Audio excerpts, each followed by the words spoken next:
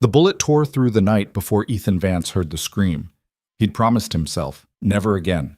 No more blood, no more ghosts. But when he rode into Copper Ridge that scorching afternoon and saw the young woman chained to the auction block, her dark eyes blazing with defiance as men bid on her like cattle, every vow he'd ever made shattered like glass. What happens when a man running from his sins confronts evil one last time? When mercy costs everything and silence is no longer an option? Stay with me until the end. Hit that like button and comment what city you're watching from. I want to see how far this story travels. The desert had a way of stripping men down to their bones. Ethan Vance knew this truth better than most. He'd spent the better part of 3 years letting the frontier scrub him clean, or at least that's what he told himself each morning when he woke to another nameless horizon. The man he'd been back east was supposed to stay buried beneath alkali dust and sagebrush, decomposing alongside the memories he couldn't afford to keep. But guilt, he'd learned, was a patient traveler. The afternoon sun hammered down on Copper Ridge like divine judgment, turning the main street into a ribbon of shimmering heat. Ethan guided his horse, a sturdy bay gelding he'd named Bishop, past the scattered buildings that composed what optimistic folks called a town. There wasn't much to it. A general store with a sagging porch, a saloon that looked held together by whiskey stains and bad decisions, a livery stable, and an assayer's office that suggested someone once found enough silver in these hills to justify hope. That hope had clearly died years ago. The few people visible moved like shadows, hugging whatever shade they could find. Ethan pulled his hat lower, more habit than necessity. Nobody here knew him. Nobody knew what he'd done, what he'd failed to do, or how many nights he'd lain awake counting the faces of people he should have saved. That was the point of places like Copper Ridge, towns at the edge of everything, where questions died before they could be asked. He was tying Bishop to the hitching post outside the general store when he heard it, a sound that made something cold settle in his stomach. Laughter. Not the warm kind that came from genuine joy, but the cruel, jagged laughter of men who'd found something to hurt. Ethan's hand stilled on the reins. "Keep walking," the voice in his head whispered. "Not your fight, not your town, not your problem." He'd learned to listen to that voice. It had kept him alive, kept him moving, kept him from the kind of trouble that left bodies in the street and wanted posters on every tree between here and civilization. He had his supplies to buy: coffee, beans, ammunition, maybe some tobacco if the store had any worth smoking, and then he'd ride out. Simple, clean, uncomplicated. The laughter grew louder, more voices joining in. Ethan closed his eyes, fighting the pull. He could picture it already without looking. Some poor soul caught in the wrong place at the wrong time, surrounded by men who mistook cruelty for entertainment. The frontier was full of such moments, scattered like spent cartridges across the landscape of westward expansion. You couldn't stop them all. You'd go mad trying. He'd already gone a little mad trying. But then he heard something else beneath the laughter, a sharp, defiant shout in a language he didn't speak but understood perfectly. The sound of someone refusing to break, even when breaking would have been easier. Ethan's jaw tightened. Damn it! He turned toward the sound.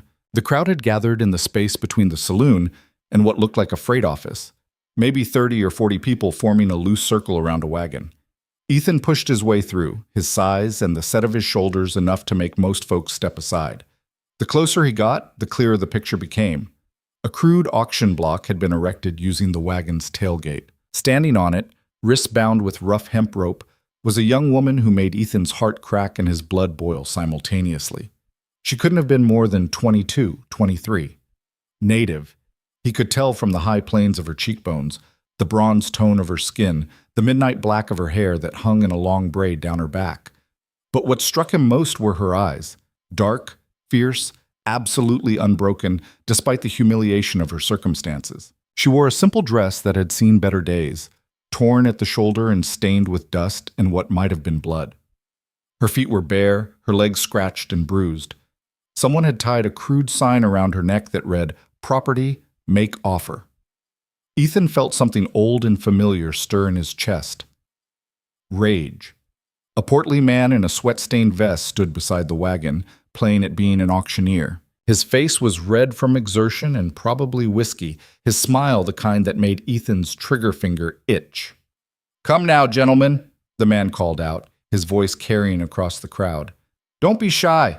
Healthy specimen here. Still got plenty of work left in her. Strong back, good teeth. Hell, she might even clean up pretty if you scrub hard enough. The crowd roared with laughter. Someone threw a pebble that bounced off the woman's shoulder. She didn't flinch, didn't give them the satisfaction of a reaction. Just stared straight ahead, her chin raised like a queen surveying subjects unworthy of her regard. What's the bidding at? Someone shouted. Got $20 for Mr. Henderson here? The auctioneer gestured to a skeletal man in dusty black. $20 for a fine piece of... 25! Another voice called out, followed by more laughter. Ethan's hands curled into fists. He'd seen this before. Different town, different people, same goddamn evil wearing a smile. He'd been younger then, greener, still believing the world had rules that mattered. He'd stood in a crowd not unlike this one and watched something terrible happen, his silence as damning as any whip. He'd sworn that version of himself was dead. But here it was, rising from the grave like a revenant with unfinished business. $30! The shout came from a massive man with a beard like a tangle of barbed wire. And I'll make her earn every penny of it. The laughter turned uglier, knowing.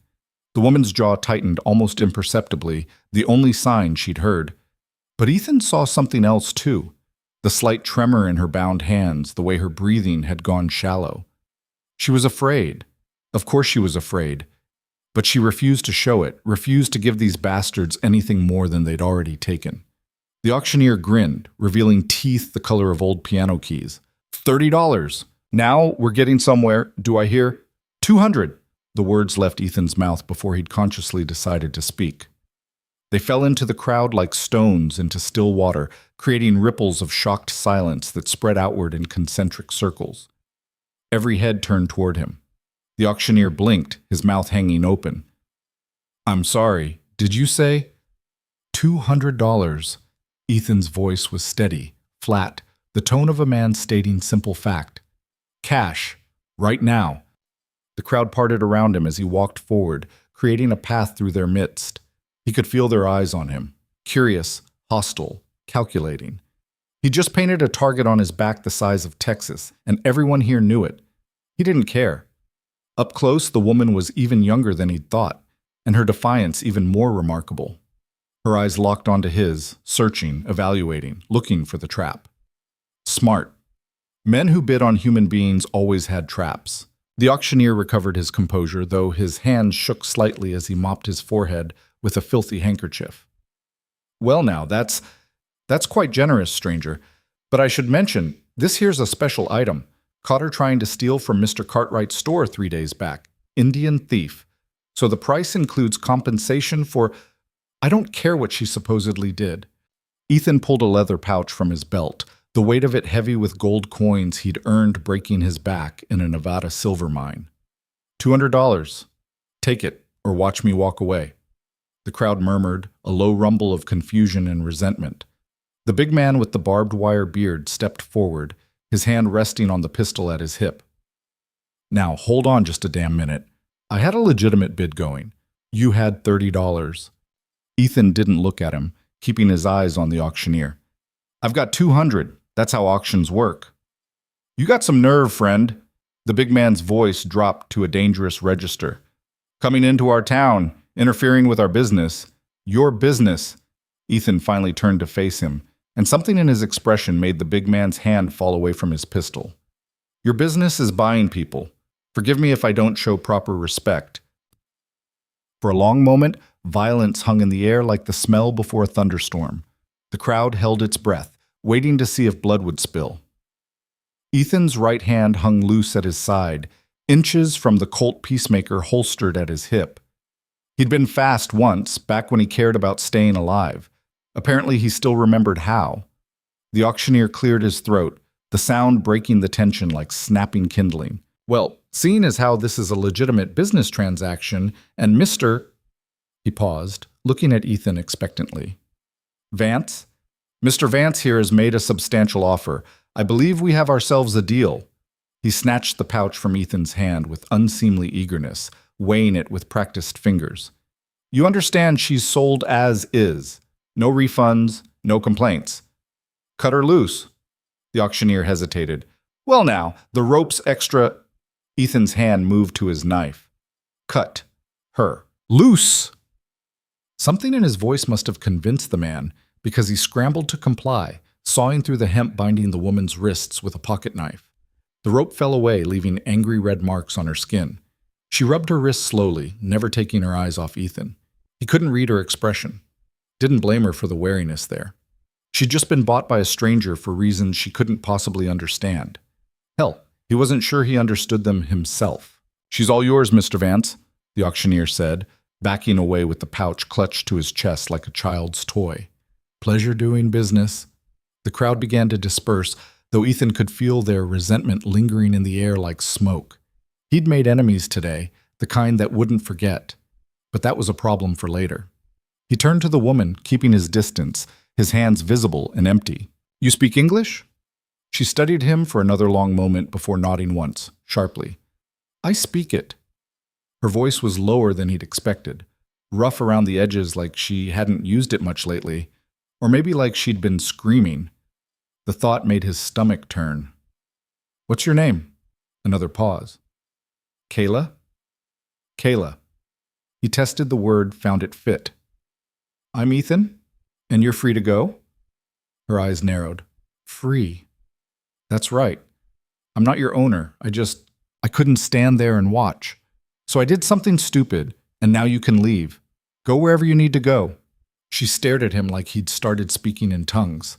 Then, slowly, she looked around at the town, at the hostile faces still watching from doorways and windows, at the desert stretching endlessly beyond the last building, at the sun beginning its descent toward the horizon.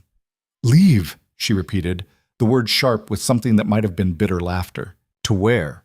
My people are 3 weeks' ride north if they're still where I left them. I have no horse, no water, no supplies. You think your white man's gold bought me freedom?" She shook her head. "You bought yourself a conscience, nothing more." The truth of it hit like a fist to the gut. She was right, of course.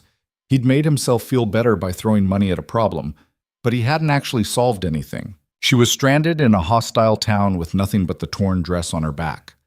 Some savior he was. "Then let me help," Ethan said quietly. "I've got supplies. A horse? I can get you—" "I don't want your charity." Her voice could have cut glass. "I don't want anything from you people." "I understand that. But the alternative is my problem, not yours." She stepped down from the wagon, stumbling slightly. Ethan moved to steady her, but she jerked away from his touch like it burned. "You've done your good deed for the day. Now leave me alone." She started walking, though where she thought she was going, Ethan couldn't imagine. She made it maybe 10 steps before her legs buckled, exhaustion and probably days without proper food or water finally catching up. She went down hard, her hands hitting the packed earth. This time, when Ethan approached, she didn't have the strength to pull away. He knelt beside her, careful to stay at arm's length. "Pride's a fine thing," he said softly, "but it's a poor substitute for water and food. Let me help, please." Kayla's shoulders shook, and for a horrible moment Ethan thought she was crying. But when she looked up, her eyes were dry, blazing with fury instead of tears. "Why?" The word came out raw, desperate. "Why did you do that? Why did you buy me?" It was a fair question. Ethan wished he had a good answer. "Because I've spent too many nights remembering the times I didn't," he said finally. "And I'm tired of collecting ghosts." She searched his face, looking for the lie, the angle, the trap. Whatever she saw there must have satisfied something, because after a moment she nodded. Just once. Barely perceptible. "I need water," she said. "I've got a canteen on my saddle." "Then get it." Ethan stood, offering his hand. She ignored it, pushing herself up on her own. But she followed him back toward the general store where Bishop waited, her bare feet leaving prints in the dust. The street had mostly cleared, but Ethan could feel eyes watching from windows and doorways. The town hadn't forgotten what just happened. Copper Ridge would remember this, would talk about it, would turn it over like a suspicious stone until they decided what it meant.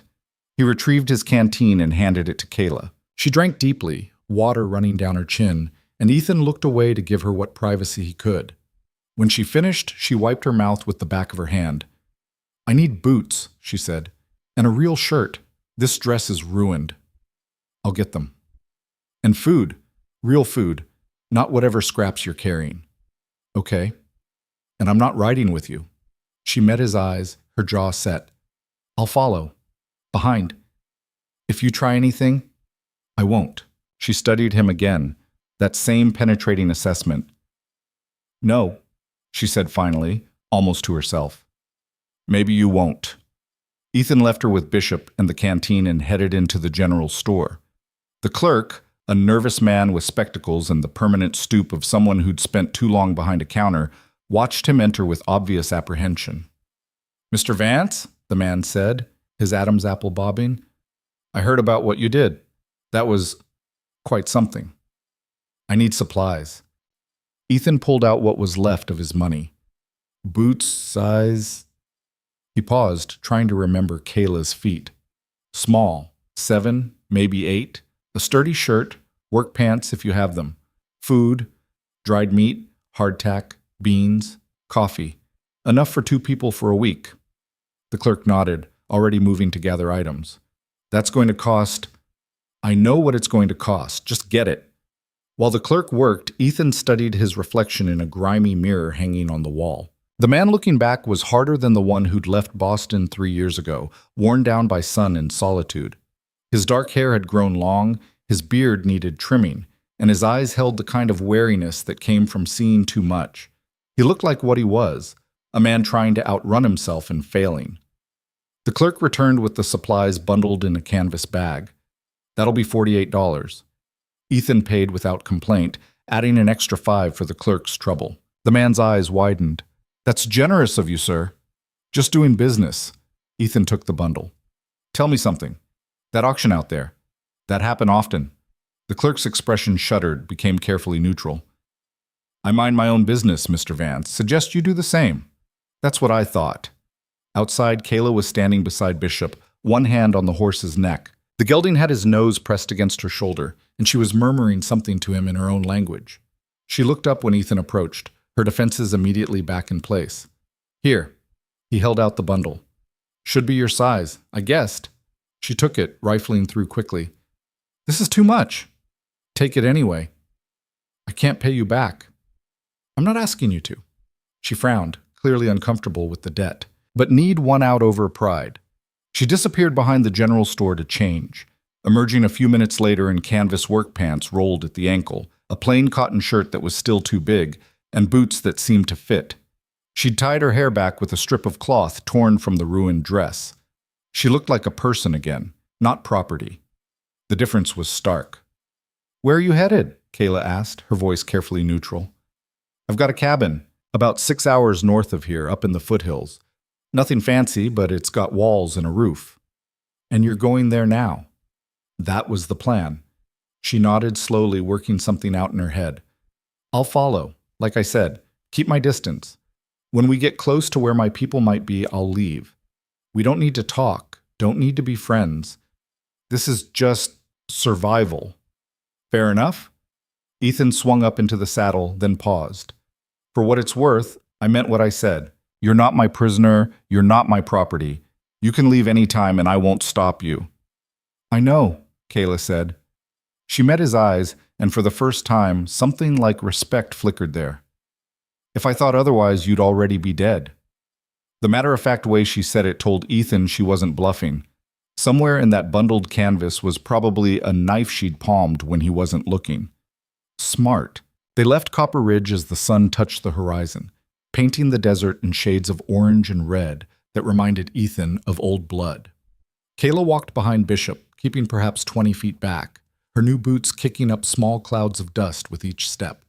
Ethan didn't push the pace, letting Bishop amble along at a walk that Kayla could match. The desert stretched out around them, vast and indifferent, the kind of landscape that swallowed people whole and left nothing but bones as markers. An hour passed in silence, then 2. The temperature began to drop as the sun disappeared, the desert's famous cold settling in to replace the day's brutal heat. Ethan pulled his coat tighter and heard Kayla do the same behind him.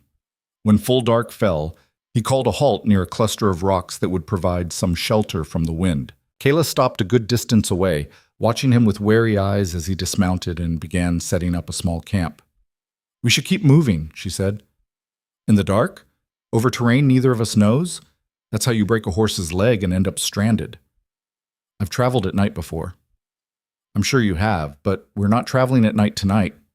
He began gathering what little scrub brush he could find for a fire. "You can stay warm with me or freeze on your own. Your choice." She watched him work in silence for several minutes. Then, slowly, she moved closer to the rocks, though she stayed on the opposite side of where he was building the fire. When the flames caught, casting dancing shadows across the stone, Ethan broke out the food supplies. He kept half and tossed the other half to Kayla. She caught it one-handed, her reflexes sharp. They ate without speaking, the crackle of the fire the only sound besides the distant cry of a coyote. Ethan had made thousands of lonely camps just like this one, but somehow this felt different. Having another person nearby, even one who clearly didn't trust him, changed the quality of the silence. "You're running from something," Kayla said suddenly. Ethan looked up from his hardtack. "What makes you say that?" "No one comes to a place like Copper Ridge unless they're running from something or looking for something. You don't look like you're looking." "Observant. It keeps me alive." She took a drink from the canteen. "What did you do? Kill someone? Steal?" "Nothing like that." "Then what?" Ethan stared into the fire, watching the flames consume the dry brush. "I stood by and watched people suffer, told myself it wasn't my place to interfere, that I couldn't change anything. I was wrong." "So you're running from guilt?" She almost smiled. "That's a stupid thing to run from. Guilt follows you everywhere." "I'm learning that." "Then why buy me? Why interfere today if you've learned to keep your head down?" It was the same question she'd asked before, but this time it felt less like an accusation and more like genuine curiosity. "Because I'm tired," Ethan said quietly. "Tired of being the man who looks away. Tired of collecting regrets. Maybe I can't change what I did back then, but I could change what happened today." Kayla was quiet for a long moment. "You think one good deed erases a lifetime of bad ones?" "No, but maybe it's a start." She pulled her knees up to her chest, staring into the flames. "For what it's worth, the men who bought me before weren't like you. They looked at me like I was meat. You look at me like I'm a problem you're trying to solve. Is that better or worse?" "Different." She pulled her coat tighter. "I haven't decided if it's an improvement." They fell back into silence, but it felt less hostile now. Maybe not comfortable, but not quite as sharp-edged. As the fire burned low, Ethan spread his bedroll on one side of the rocks. Kayla did the same on the opposite side, maintaining the distance between them. She lay down with her back to him, one hand tucked under her makeshift pillow in a way that told Ethan she was definitely holding a weapon. "Kayla," he said into the darkness. "What?" "Tomorrow, when we get to the cabin, you can rest there as long as you need. Build up your strength before you head north. No strings, no expectations." "Why would you do that?" "Because it's the right thing to do." She laughed, a short, bitter sound. "The right thing. White men and their right things. Do you know how many terrible things have been done to my people in the name of right things?" "I do." And he did. He'd read enough newspapers, heard enough stories, seen enough evidence with his own eyes. "I can't undo any of that. I can only control what I do right now. And right now you're playing savior to a woman who didn't ask to be saved." "Right now I'm trying to make it through the night without freezing to death," Ethan corrected. "Everything else is just doing the next right thing in front of me." Kayla didn't respond, but he thought he heard her breathing shift slightly, become less guarded. Ethan stared up at the stars, bright and cold in the desert sky. Somewhere out there, the men from Copper Ridge were probably drinking and cursing his name. Somewhere further out, Kayla's people were surviving in whatever way they could. And somewhere in between, two people who should have been enemies were trying to figure out how to be something else. He drifted off to sleep with his hand on his pistol and one eye on the horizon, old habits refusing to die.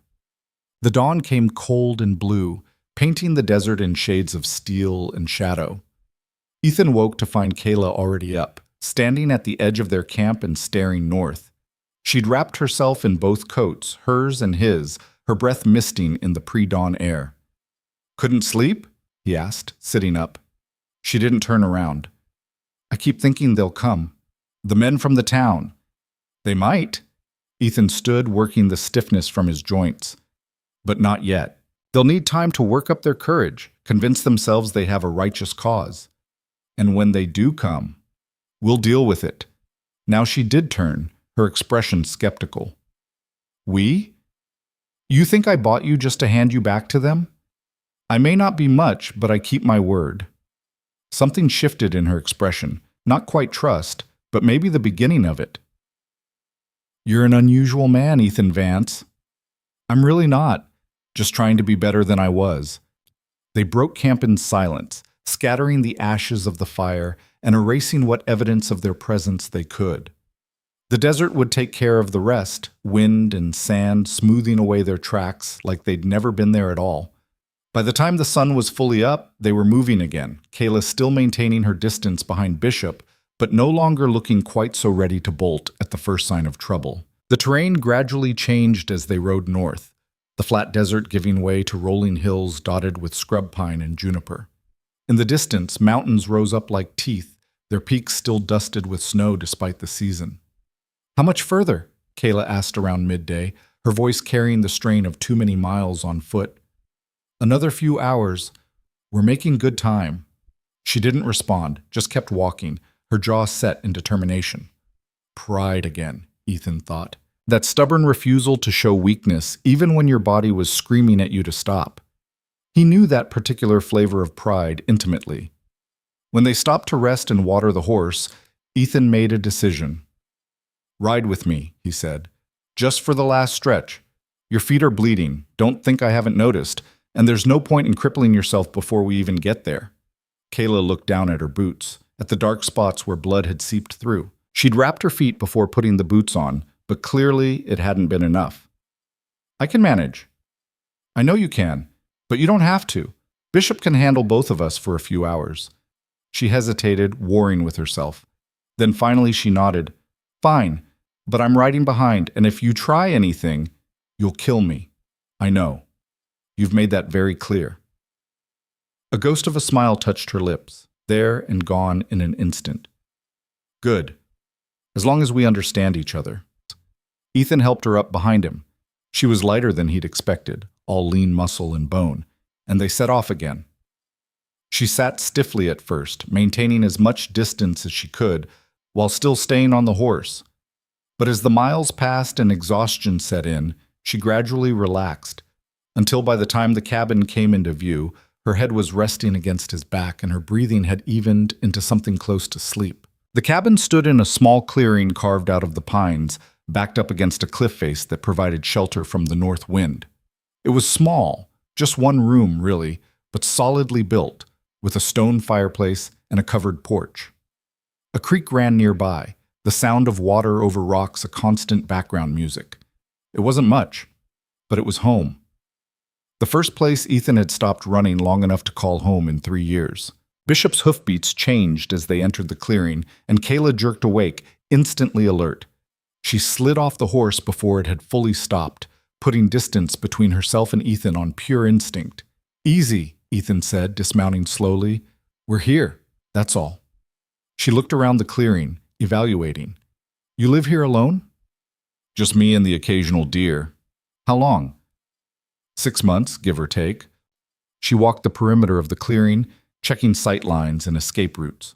Soldiers' habits, Ethan thought, or survivors' habits, which amounted to the same thing. "The creek never runs dry," he said, answering the question she hadn't asked yet. "There's game in the woods, rabbit, deer, sometimes elk. The cabin's solid. I've weathered 2 storms here without a leak." "Why are you telling me this?" "Because you're evaluating whether this is a place you can survive. I'm just giving you the information you need." Kayla stopped her circuit, turning to face him. "You're not what I expected." "What did you expect?" "Someone worse." She said it simply, without elaboration. Ethan led Bishop to a small lean-to shelter he'd built beside the cabin and began removing the saddle. "The cabin's yours for as long as you need it. I can sleep on the porch or in the shelter. There's dried meat in the cabin, some canned goods. Not fancy, but it'll keep you fed. And what do you get out of this? The satisfaction of not being a complete bastard. He hung the saddle on its peg. That's enough. She studied him for a long moment, then nodded once. I'll take the cabin, but I'm barricading the door. Wouldn't expect anything less. As Ethan settled Bishop in for the evening, Kayla explored the cabin, moving through it like she was clearing a hostile building. When she emerged, she looked marginally less tense. There's a bed in there, she said, accusatory. I know, I built it. You're giving me the bed. You need rest more than I do. I've slept on worse than a porch. She shook her head, something like disbelief crossing her face. I don't understand you. That's okay. I don't really understand me either these days. As the sun began to set, painting the clearing in shades of amber and gold, they fell into an uneasy routine. Ethan built a fire in the clearing's fire pit while Kayla disappeared into the cabin. She emerged with her arms full of what looked like every weapon in the place, a rifle, 2 pistols, and several knives. These are mine now, she announced. Okay? I mean it. I'm keeping them. All of them. I said okay. She blinked, clearly having expected an argument. When none came, she carried the weapons back inside, and Ethan heard the unmistakable sound of furniture being dragged across the floor to barricade the door. Good. She should take precautions. She should protect herself. The fact that she felt she needed to protect herself from him stung a little, but he understood it. Trust wasn't given freely out here. It was earned in small increments over long periods of time. If he was lucky, maybe he'd live long enough to earn some of hers. Ethan made camp on his porch, spreading his bedroll near the door, close enough to hear if anything approached the cabin, far enough to give Kayla her space. He ate a cold dinner of hardtack and dried meat, washed down with water from the creek, and watched the stars emerge one by one overhead. From inside the cabin, he heard movement. Kayla settling in, testing the security of her makeshift fortress. Then, after a long while, silence. Ethan closed his eyes, listening to the night sounds of the forest. An owl called from somewhere in the pines. The creek murmured its endless song, and from the cabin, so quiet he almost missed it, came the sound of a woman crying. He pretended not to hear. Some wounds were too deep for strangers to tend. The first 3 days passed in a careful dance of avoidance and observation. Kayla kept to the cabin during daylight hours, emerging only to fetch water from the creek or disappear into the woods for reasons Ethan didn't ask about. She moved like smoke through the trees, silent and quick, always keeping the cabin between herself and wherever Ethan happened to be working. He caught glimpses of her sometimes, a flash of dark hair through the pines, the outline of her figure against the morning mist, but she made it clear that proximity was not the same as companionship. Ethan gave her space. He spent his days doing the work that survival demanded, checking the snares he'd set for rabbits, splitting firewood, reinforcing the lean-to against the storms that would come when autumn fully settled in. The physical labor felt good, purposeful. It kept his hands busy and his mind from wandering down paths that led nowhere good. On the 4th morning, he woke to find Kayla sitting on the porch steps, watching the sunrise paint the mountains gold. She had the rifle across her lap, her fingers resting near the trigger guard, but her posture suggested contemplation rather than threat. Ethan sat up slowly, making enough noise that she wouldn't be startled. Morning? She glanced back at him, her expression unreadable. You snore. So I've been told. Like a bear with a chest cold. Despite himself, Ethan smiled. I'll try to keep it down. Don't bother. I don't sleep much anyway. She turned back to the sunrise, and for a moment they sat in silence, watching the light change. Then, without looking at him, she said, Thank you. The words were so quiet, Ethan almost missed them. For what? For not being worse than you are. She stood, the rifle held loosely at her side. The creek has good fishing spots. I found one yesterday. If you have line and hooks, we could eat something other than dried meat tonight. It was an offering, Ethan realized, a small crack in the wall she'd built between them. I've got both, he said. There's tackle in the cabin, in the wooden box under the window. I know. I inventoried everything. She said it matter-of-factly, without apology. You don't have much. Never needed much. She started toward the creek, then paused. You can come, if you want. I'll show you the spot.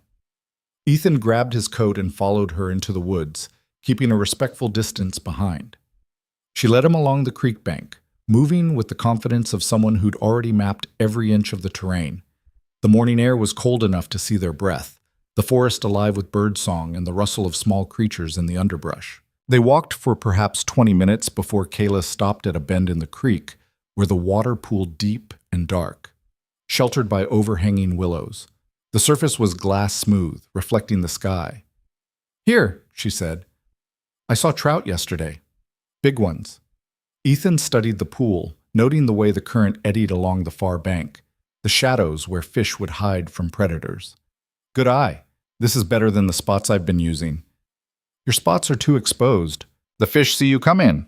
She took the fishing line he offered, her fingers working with practiced efficiency to tie the hook. "My grandfather taught me to fish when I was 6. He said patience and silence were the same thing." It was the first time she'd mentioned family. Ethan filed the information away, careful not to push. They fished in companionable quiet. The only sounds, the whisper of line cutting through air and the occasional splash when something rose to investigate their bait. Kayla caught the first fish, a beautiful rainbow trout that fought hard before she landed it. She dispatched it quickly and cleanly, with the kind of respect hunters showed their prey. "You're good at this," Ethan observed. "I'm good at surviving." She rebaited her hook. "It's different." "Is it?" "Surviving is what you do when you have no choice. Living is what you do when you have options." She cast again, the line arcing perfectly over the water. "I haven't had options in a long time."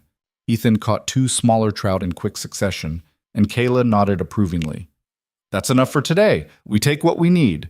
Leave the rest for tomorrow." As they walked back to the cabin, the fish strung on a line between them, something had shifted. The silence was no longer defensive, but comfortable. Natural. "Why here?" Kayla asked suddenly. "Why this place, this cabin? You could have kept running." Ethan considered his answer carefully. "I got tired of horizons that looked the same. Started thinking maybe the problem wasn't where I was, but who I was. Figured I should stop long enough to work on that second part." "And have you? Worked on it?" "I don't know. I'm still here, which is progress. I used to run at the first sign of trouble." "Like the trouble in Copper Ridge?" There was something sharp in her voice now. "The trouble you bought?" "I didn't buy trouble, I bought time." "Time for what?" "To figure out what comes next." He glanced at her. "For both of us." Kayla's jaw tightened. "Don't include me in your plans. I'm not staying. As soon as I'm strong enough, I'm going north to find my people." "I know." "Do you? Because you're starting to look at me like—" She stopped herself, shaking her head. "Never mind." "Like what?" "Like I'm part of your redemption story. Like saving me somehow erases whatever it is you're running from." Her voice was hard now, defensive. "I'm not your second chance. I'm not your good deed. I'm just trying to survive long enough to get home." The truth of it stung, even though Ethan knew she was right. "You're not wrong, but maybe we can both survive better if we stop treating each other like enemies." "We're not enemies," Kayla said quietly. "But we're not friends either. We're just 2 people who ended up in the same place at the same time." "Fair enough?" Back at the cabin, they cleaned the fish together, their hands moving in efficient parallel. Kayla proved to be skilled with a knife, filleting the trout with surgical precision. Ethan built up the fire while she seasoned the fish with wild herbs she'd gathered, sage, and something else he didn't recognize but smelled of pine and pepper. The fish cooked quickly over the flames, the skin crisping perfectly. They ate with their fingers, the hot flesh flaking apart, tasting of smoke and the cold mountain water the trout had lived in. "This is good," Ethan said. "It's just fish." "It's the best meal I've had in months." Kayla almost smiled at that. Almost. "You need to raise your standards." "Maybe. Or maybe I've been eating alone too long. Food tastes better with company." She looked at him then, really looked at him, like she was trying to see past the surface to whatever lay beneath. "Who were you? Before you came here, before you started running, who was Ethan Vance?" The question landed like a stone in still water. Ethan set down his fish, appetite suddenly gone. "Someone who made mistakes," he said finally. "We all make mistakes." "Not like mine." He stared into the fire, seeing faces in the flames. I was a cavalry officer, young, idealistic, stupid. Thought I was serving a higher purpose, protecting settlers, keeping the peace. But Kayla had gone very still beside him. Go on. There was a village, peaceful people, families. They'd been promised protection, promised land, promised safety if they cooperated. His voice had gone flat, emotionless. The only way he could tell this story was to remove himself from it. My commanding officer decided they were a threat, or maybe he just wanted the land they were on. The reasons don't matter anymore. What happened?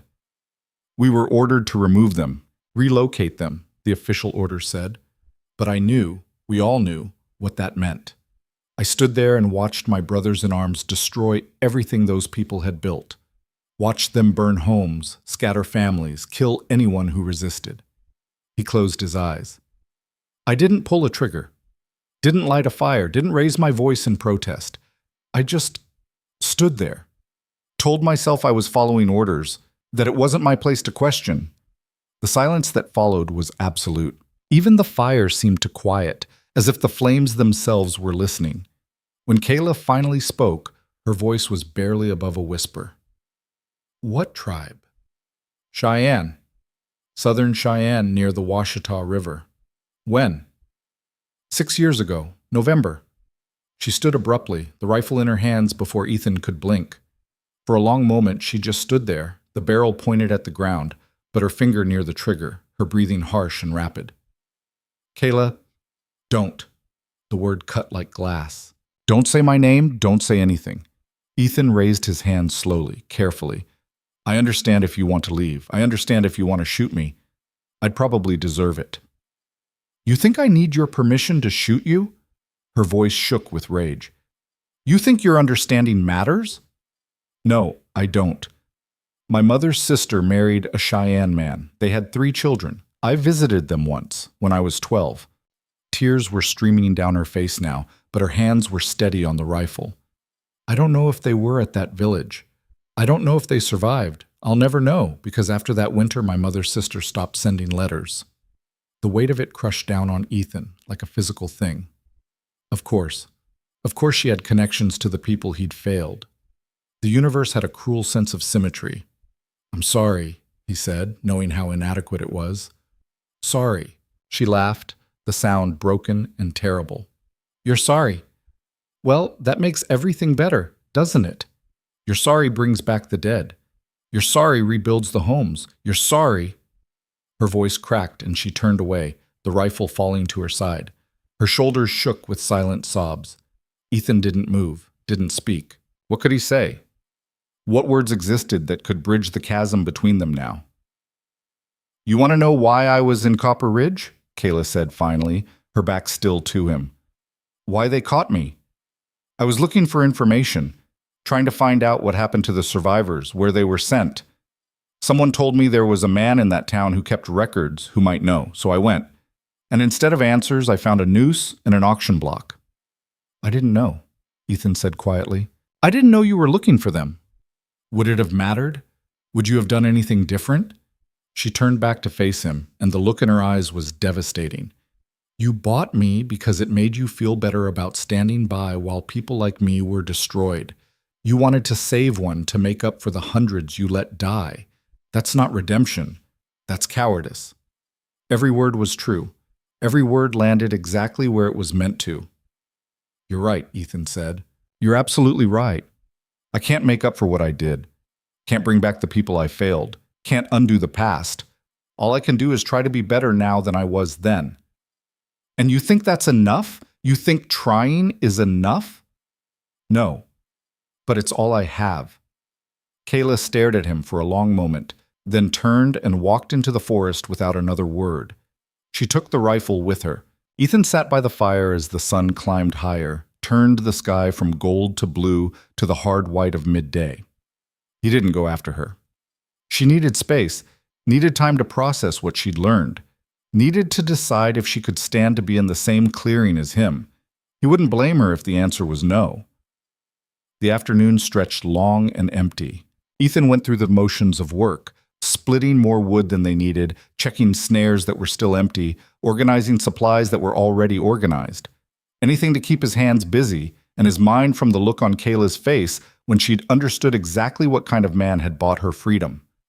When the sun began its descent and Kayla still hadn't returned, worry started to gnaw at him. The forest wasn't safe for someone alone and unarmed. There were wolves in these hills, bears preparing for winter, and worse things than animals if the men from Copper Ridge had decided to come looking. But she had the rifle. She knew how to take care of herself, and more importantly, she'd made it clear she didn't want his protection. Still, as darkness fell and the temperature dropped, Ethan found himself pacing the clearing, his eyes constantly drawn to the tree line. Waiting. Watching. She emerged from the shadows just after full dark, materializing like a ghost at the edge of the firelight. Her face was composed now, all emotion locked away behind walls he couldn't see but could feel. "I thought about leaving," she said without preamble, "just walking north and never looking back." "Why didn't you?" "Because I'm not strong enough yet. Because winter's coming and I'd die alone in the mountains." She moved closer to the fire, but stayed on the opposite side, the flames between them. "And because running away from something doesn't solve anything. I learned that from watching you." The barb hit home, but Ethan accepted it. "So what now?" "Now we make a deal." Her voice was businesslike, transactional. "I need to get strong. I need supplies. I need information about where my people might be. You need—" She paused, considering. "What do you need, Ethan Vance?" "To help. To do something that actually matters." "Wrong answer. Try again." He thought about it, really thought about it. What did he need? Not want, but need. "To prove to myself that I can be trusted," he said finally. "That when it matters, I won't look away." Kayla nodded slowly. "Better. More honest." She sat down, the rifle across her lap. "Here's my deal. I stay here until first snow. That gives me time to heal, to prepare, to gather information. You help me. You teach me what you know about surviving in white man's territory, about reading their maps, understanding their systems. In return, I won't kill you in your sleep. That's the deal? And when I leave, you don't follow. You don't try to protect me. You let me go and you stay here, working on becoming whatever it is you think you can become." Her eyes were hard in the firelight. "Can you do that?" It would be easier to follow, to make sure she made it safely.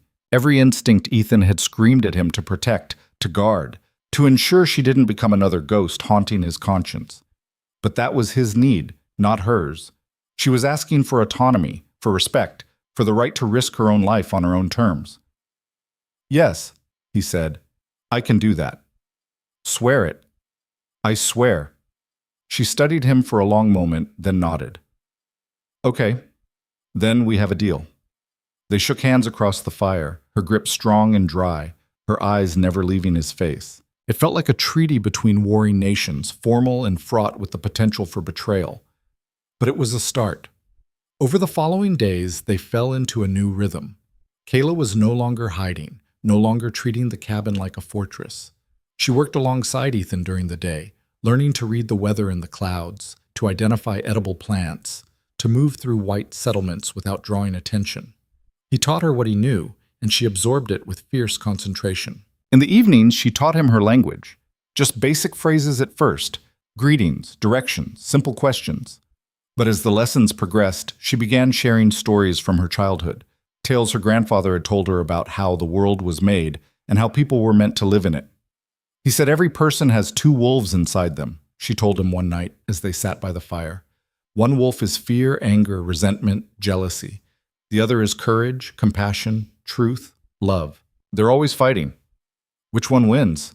Ethan asked. "The one you feed." She poked at the fire with a stick, sending sparks spiraling into the darkness. "You've been starving both wolves, Ethan, running away from fear but also from courage, avoiding anger but also compassion. You can't make up for the past by refusing to engage with the present." "What would you have me do?" "I would have you choose. Feed one wolf or the other, but stop pretending you can avoid the fight entirely." It was the kind of wisdom that cut straight to the bone. Ethan sat with it, turned it over in his mind as the fire burned low and the stars wheeled overhead. "Which wolf are you feeding?" he asked finally. Kayla smiled, sharp and sad. "Both," I'm angry at what was taken from me, but I refuse to let that anger consume everything else.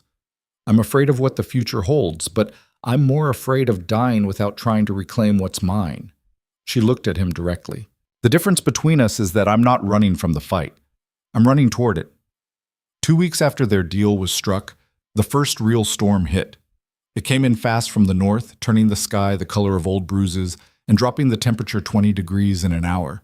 Ethan and Kayla worked quickly to secure everything that could blow away, to bring in extra firewood, to make sure Bishop was sheltered and the water supply was accessible. The snow started just before dark, fat, heavy flakes that fell so thick you couldn't see 10 feet in any direction. Within hours, the clearing was transformed, everything white and strange and new. "This is early for snow this heavy," Ethan said, watching from the porch. "It's going to get worse." Kayla stood beside him, her face tilted up to the sky. "This is just the beginning. The real storms won't come for another month." "You sound certain." "I can feel it in my bones. The animals know too. Did you see how frantically the squirrels were gathering yesterday? They know what's coming." As if to prove her point, the wind picked up, howling through the pines and driving the snow sideways. Ethan pulled the porch door shut and barred it. "We should move inside," he said. "It's going to be a long night."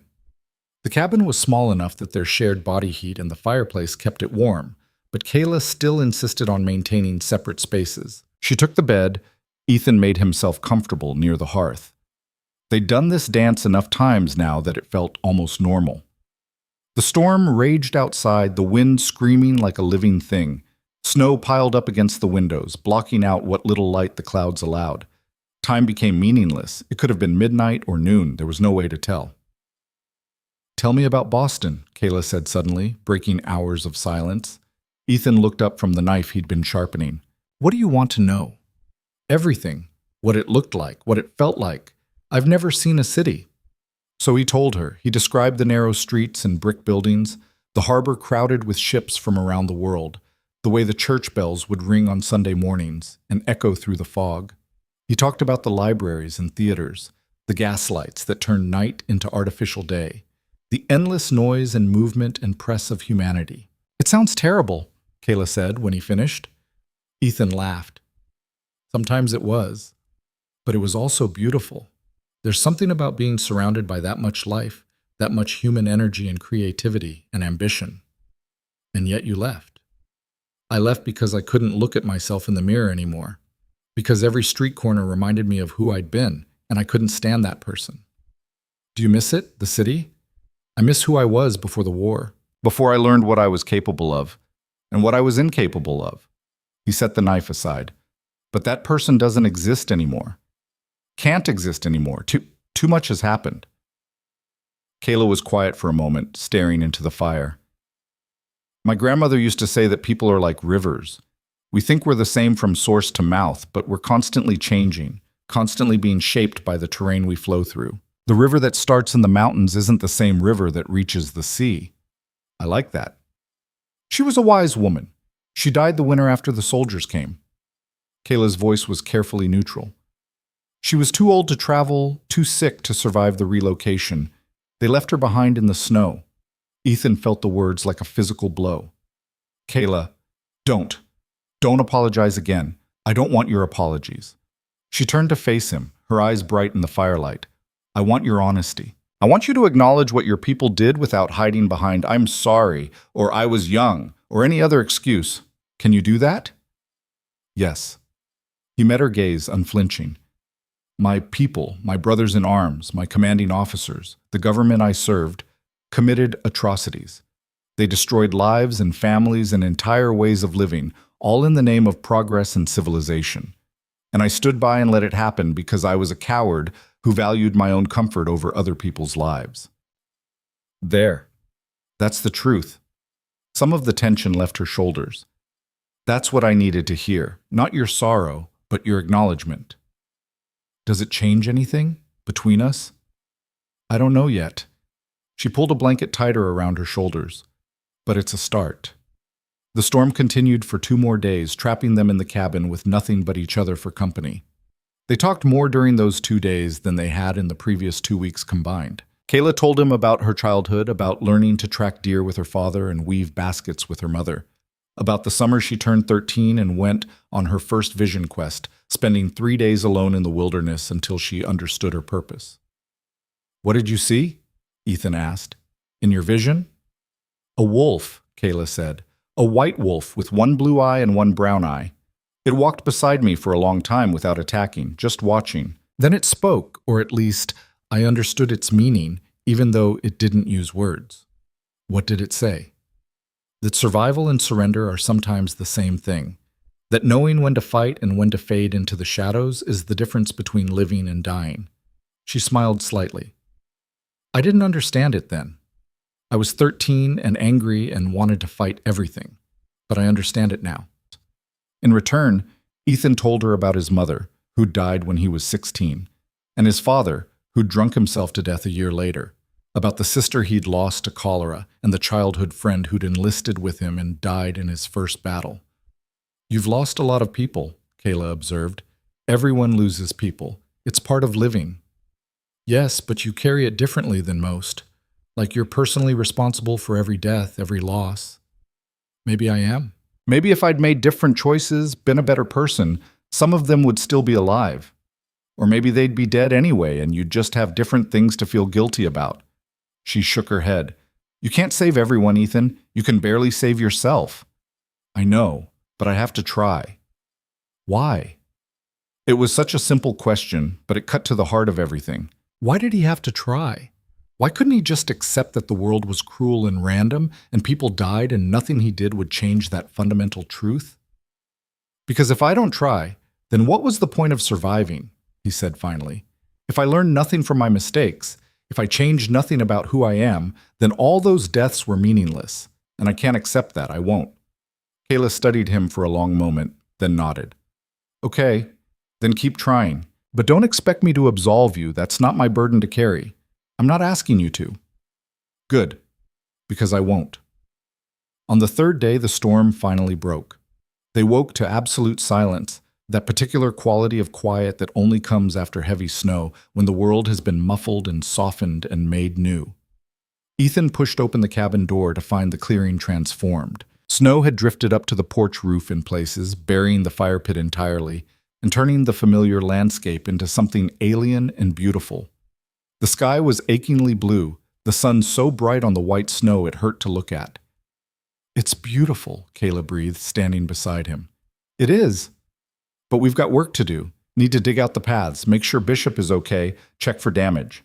They worked together throughout the morning, shoveling snow and breaking ice, their breath steaming in the cold air. It was hard, physical labor that left them both sweating despite the temperature. By midday, they'd cleared enough space to move around freely. Ethan was checking the roof for damage when Kayla called out from the edge of the clearing.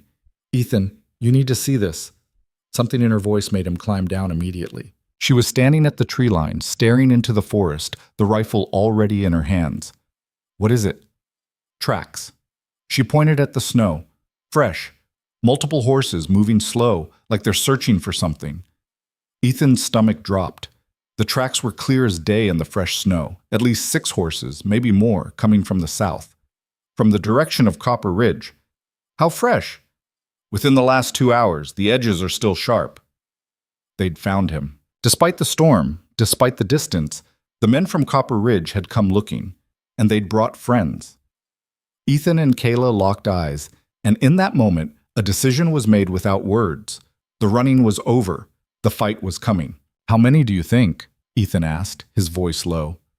Kayla crouched beside the tracks, her fingers tracing the impressions in the snow without touching them. 6 horses, maybe 7. The tracks overlap here, hard to tell exactly, but more than enough to be a problem. They're searching in a grid pattern. Ethan studied the way the tracks curved through the trees, methodical and deliberate. "They've done this before." "Hunters." Kayla stood, her jaw tight. "Men who know how to track prey. We need to move, get into the canyon country where the terrain works for us instead of them." "No." She turned to face him, her eyes hard with determination. "Running just delays the inevitable.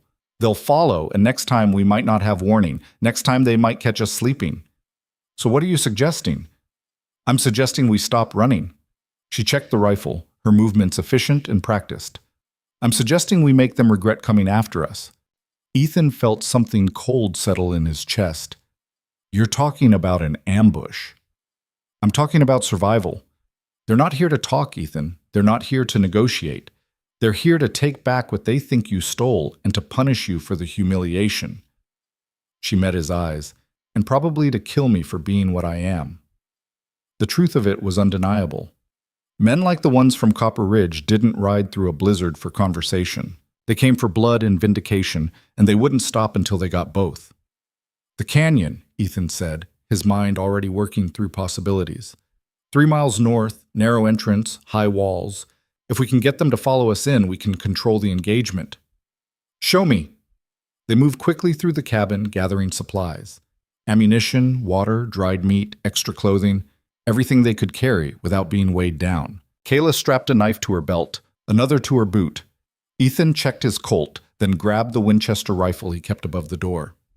They'll see we left, Kayla said, looking around the cabin. The tracks in the snow will lead right to us. Good. I want them to follow. Ethan shouldered his pack. But we need to buy time, make sure they don't catch us before we reach the canyon. I can lay a false trail. Lead them east while we go north. That'll only work if they split up to follow both sets of tracks. Kayla smiled, sharp and dangerous. Then we make sure they split up. They worked quickly, Kayla using branches to sweep away their tracks from the cabin while Ethan took Bishop and rode a wide circle through the forest, leaving obvious hoofprints heading east. Then he dismounted, sent the horse running with a slap to the flank, and returned to the cabin on foot, stepping in his own tracks backward. It was an old trick, one that might not fool experienced trackers for long, but it didn't need to. It just needed to create confusion, to make them hesitate, to divide their forces. By the time Ethan returned, Kayla had already started north, her tracks deliberately light and erratic, the pattern of someone trying to hide their trail and failing. She'd left just enough sign to follow without making it obvious. Smart, Ethan said when he caught up to her a quarter-mile into the forest. I've been hunted before. She didn't elaborate, and he didn't ask. They moved fast through the snow, their breath coming in harsh clouds, their legs burning with effort. The canyon was 3 miles away, but 3 miles through fresh snow was slow, brutal work. They had maybe an hour, maybe 2, before the hunters found the cabin and started following their trail. The forest was absolutely silent except for their passage. No birds sang, no squirrels chattered. Even the wind had died, leaving the world hushed and waiting. It felt like the mountains themselves were holding their breath. Tell me about this canyon, Kayla said as they pushed through a drift that came up to their knees. It's a slot canyon carved by water over centuries. The entrance is maybe 8 feet wide, but it narrows further in. High walls on both sides, maybe 60 feet up. There's only one way in, one way out. So we trap ourselves. We trap ourselves in a defensive position where they can't flank us and can't use their numbers. It becomes a shooting gallery. And if they don't follow us in, if they just wait us out, then we find another way out. There are handholds on the north wall, places where the rock has eroded. It's dangerous, but it's possible. Kayla was quiet for a moment, her eyes scanning the trees around them. You've thought about this, about having to defend this place. I've thought about a lot of things during the long nights. Ethan adjusted his pack, redistributing the weight. When you've got nothing but time and memories, you tend to plan for worst-case scenarios. Is that what this is? Worst case? No. Worst case is they caught us at the cabin while we slept. This is bad, but it's manageable. They climbed higher into the foothills, the terrain becoming steeper, rockier. The snow was shallower here, blown clear by the wind in places to reveal the granite bones of the mountain. Their tracks would be harder to follow, but not impossible. Ethan kept checking behind them, watching for any sign of pursuit. Nothing yet, but he could feel them back there, drawing closer. It was the same feeling he'd had during the war, right before an ambush. The electric certainty that violence was coming and there was no way to stop it. There, he said, pointing ahead. See where the rocks split? That's the entrance. The canyon mouth opened like a wound in the mountainside, dark and narrow, the walls rising sheer on either side. Snow had drifted against the opening, but not filled it entirely. They could squeeze through, but it would be tight. Kayla studied it with a tactical eye. Good sightlines from inside? Excellent. Anyone coming through that entrance is exposed for at least 20 yards. And the walls? Can they climb them? Not easily. The rock is smooth, weathered. There are places where it's possible, but they'd be vulnerable the whole way up. She nodded, satisfied. Then this is where we make our stand. They entered the canyon, the walls closing around them like a stone embrace. The temperature dropped immediately, the sun blocked by the high walls, everything cast in blue shadow. Their footsteps echoed strangely, sound bouncing off rock in ways that made it hard to judge distance. 50 yards in, the canyon widened into a small amphitheater maybe 30 feet across. A frozen stream cut through the center, its surface glazed with ice. The walls were still high, still sheer, but there was room to move, to position themselves. "Here," Ethan said. "This is defensible." They set up quickly, finding positions behind rocks that would provide cover while giving them clear shots at the entrance. Kayla took the left side, Ethan the right. They had converging fields of fire, which meant anyone coming through would be caught in a crossfire. "How many rounds do you have?" Ethan asked. 40 for the rifle, another 20 for the pistol I took from your cabin. I've got 60 for the Winchester, 15 for the Colt. He did the math quickly. If we're smart about it, that's enough. And if we're not smart about it, then we'd better be good with knives. Kayla checked her weapons one final time, then settled into position behind her cover. "Tell me something, Ethan. When you left the cavalry, when you started running, did you ever think it would come to this? To fighting for your life in a frozen canyon in the middle of nowhere?" "Honestly, I thought I'd drink myself to death in some nameless town long before it got this interesting." She laughed, short and sharp. "At least you're honest. Not much point in lying now." They fell silent, waiting. Minutes stretched into an hour. The cold seeped through their clothes, settled into their bones.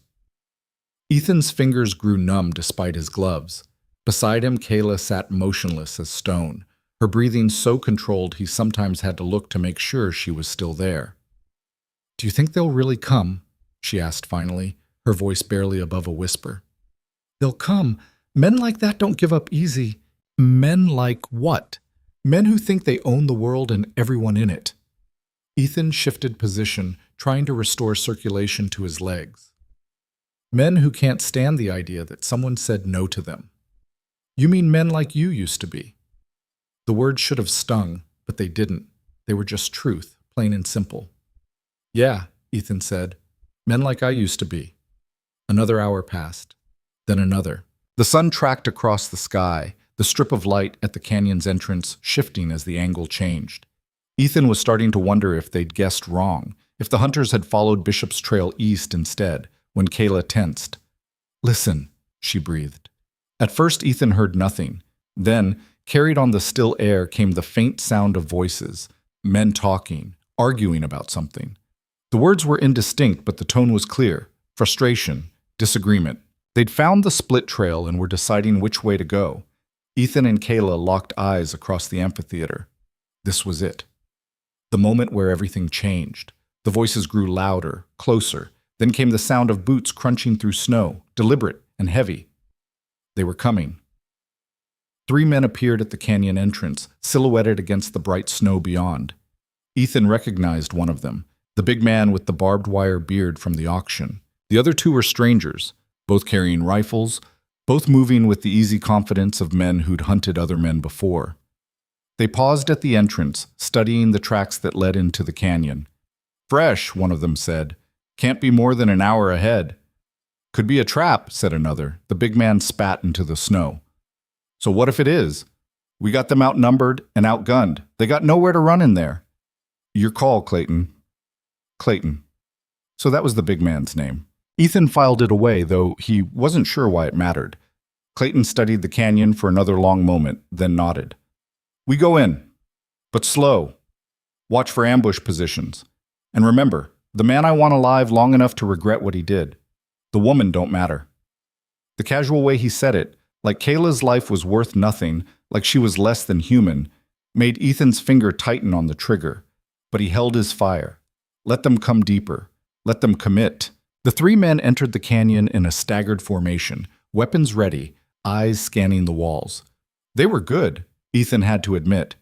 They moved like soldiers, covering each other, staying spread out enough that one shot couldn't take multiple targets. 20 yards in, 30. They were almost to the amphitheater now. Ethan caught Kayla's eye, raised 3 fingers. She nodded, understanding. On 3, they'd open fire. 2 fingers. 1. Ethan's first shot caught the trailing man in the chest, spinning him around and dropping him into the snow. Kayla's shot came half a second later, hitting the lead man in the shoulder and sending him stumbling backward. Clayton dove for cover behind a boulder, moving faster than a man his size had any right to move. He came up firing, his bullets ricocheting off the rocks near Ethan's position with sharp whining sounds. "There's only 2 of them," Clayton shouted. "Pin them down!" More gunfire erupted from the canyon entrance. The other hunters had heard the shots and were coming. Ethan counted at least 3 more muzzle flashes, maybe 4. "So much for 6 or 7, Kayla shouted over the noise. "I may have underestimated." "You think?"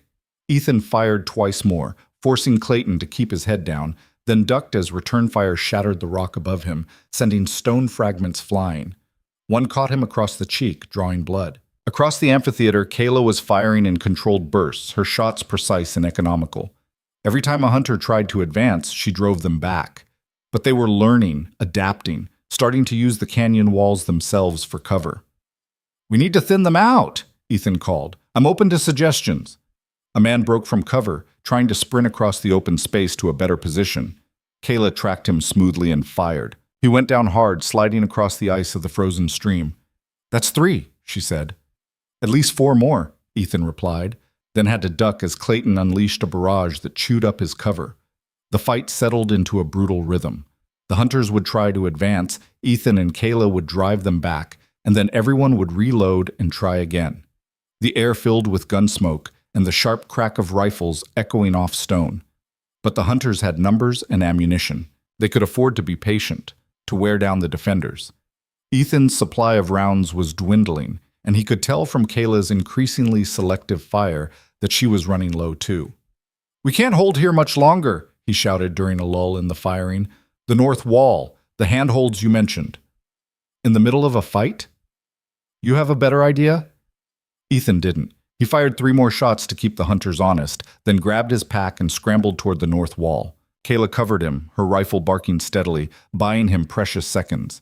Up close, the wall looked even more imposing than he remembered. The handholds were there, carved by centuries of water and ice, but they were small and far apart. Climbing them while being shot at would be suicide, unless they created a diversion. "Kayla," he shouted, "I need 2 minutes." "Can you give me 2 minutes?" She glanced back at him, understood immediately what he was planning. "You're insane." "Probably. Can you do it?" "I can try." She shifted position, moving to a spot that gave her a better angle on the canyon entrance, and opened fire with everything she had. The sudden intensity of her attack made the hunters duck, scramble, retreat a few yards. Ethan started climbing. The first handhold was solid, a deep crack in the rock that his fingers could grip. The second was smaller, barely more than a rough patch in the otherwise smooth stone. His boots slipped on the ice-slicked surface, his arms screaming with effort as he pulled himself higher. Below him, Kayla's rifle fell silent. Reloading, or maybe out of ammunition entirely. The hunters realized it at the same time Ethan did. Their fire intensified, bullets sparking off the walls around him. One passed so close he felt the wind of its passage against his ear. "Come on, you bastard!" Clayton's voice roared. "Come down here and face us like a man!" Ethan kept climbing. 15 feet up now, 20. High enough that a fall would break bones at the very least. His fingers were numb, his grip uncertain. But he couldn't stop. Stopping meant dying. Below, Kayla had switched to her pistol, firing methodically to keep the hunters from advancing. But she was being forced back toward the far wall, away from any escape route. 30 feet up. Ethan's hand found the next hold, a narrow ledge barely wide enough for his fingertips. He pulled, his muscles straining, and for one terrible moment, his foot slipped and he hung by one hand, his body swinging out over the void. Then his boot found purchase and he hauled himself up, gasping. 40 feet. Almost to the top now, just a little further. A bullet struck the wall inches from his head, and he heard Clayton laughing. "Climb all you want, coward. Won't save the squaw down here. Something hot and furious ignited in Ethan's chest. He pulled himself up the last 10 feet with strength he didn't know he had, rolled over the canyon rim, and lay there panting for a moment. Then he heard Kayla scream. Not pain, but rage. The sound of someone fighting with everything they had. Ethan scrambled to the edge and looked down. Kayla had been forced into a corner, 3 hunters closing in on her. She'd run out of ammunition and now fought with just her knife, slashing and dodging with desperate speed. But there were too many of them, and they were too strong. Clayton stood back, watching with satisfaction. "Alive," he called to his men. "I want her alive for a while." The promise in those words made Ethan's vision go red. He still had his rifle, still had maybe 10 rounds left, and from up here, he had the high ground. He took aim, forcing his breathing to steady despite the adrenaline singing through his veins. The first shot took the hunter closest to Kayla through the head. The second hit another in the back, dropping him. Clayton spun, looking up, his face contorted with rage. "There, on the rim!" Bullets whined past Ethan's position, but he ignored them. He fired again, each shot deliberate and measured. Below, the hunters scattered, suddenly realizing they were the ones caught in the trap. Kayla didn't waste the opening. She surged forward, her knife finding the kidney of the third hunter, then his throat. He went down gurgling, and she snatched his rifle, turned, and fired at Clayton. The big man stumbled but didn't fall. He returned fire, forcing Kayla back behind cover. But now the odds had shifted. The hunters were exposed, caught between Ethan above and Kayla below. "Fall back!" Clayton shouted. "Fall back!" The remaining hunters retreated toward the canyon entrance, dragging their wounded with them. Ethan fired twice more, didn't hit anything, then heard the hammer click on an empty chamber. He was out. Below, Kayla was down to her last few rounds. She fired carefully, making each one count, driving the hunters out of the canyon entirely. Then silence. Absolute ringing silence. Ethan sat back from the edge, his heart hammering. They'd done it. They'd survived. But Clayton's voice echoed back into the canyon, full of hate and promise. "This ain't over, Vance. We'll be back, and next time we won't be so gentle." The sound of horses faded into the distance, and Ethan was alone on the canyon rim with nothing but the wind and his ragged breathing. "Ethan!" Kayla's voice drifted up from below. "Are you alive?" "Mostly," he called back. "You?" "I'm covered in someone else's blood, but it's not mine. Can you get down from there?" He looked around, orienting himself. The canyon rim extended north, and if he followed it for maybe a quarter mile, there was a place where the walls sloped enough to descend safely. "Give me 20 minutes, he shouted. "I'll meet you at the canyon entrance." "Be careful. They might have left someone behind." "You too." Ethan started walking, his legs shaky with adrenaline crash. The fight was over, but Kayla was right. This wasn't finished. Clayton and his men would regroup, would come back with more numbers, more weapons, more determination. They'd won the battle. But the war had just begun. By the time Ethan made it down from the rim and back to the canyon entrance, the sun was beginning to set, painting the snow in shades of orange and pink. He found Kayla sitting on a rock, cleaning her knife with handfuls of snow. She looked up when he approached, and something passed between them. Relief, respect, recognition. "We need to talk," she said. "I know." She stood, sheathing her knife. "They're not going to stop. You know that, right? Clayton will bring more men, better equipped. Maybe bring the law, claim we're fugitives or murderers." "What are you suggesting?" "I'm suggesting we stop reacting and start planning." She met his eyes. "I have information I haven't told you, about a place my people use, deep in the mountains, a refuge no white man has ever found." "Well, why tell me now?" "Because now I trust you not to use it against me." She took a breath. "And because I think you're going to need it as much as I do. They won't stop hunting you, Ethan, not until you're dead or they're dead. And I'm betting you're tired of running." Ethan looked back at the canyon, at the bodies still lying in the snow, at the blood that stained the rocks dark. He thought about Boston, about the man he'd been and the man he'd become, about all the times he'd looked away and all the times he'd tried to run. "I'm done running," he said quietly. "Good. Because the only way through this is forward." Kayla started walking back toward the cabin. "Come on.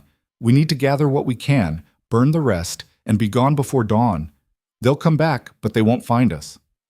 Where are we going? North, into the high country where even the wolves don't venture in winter.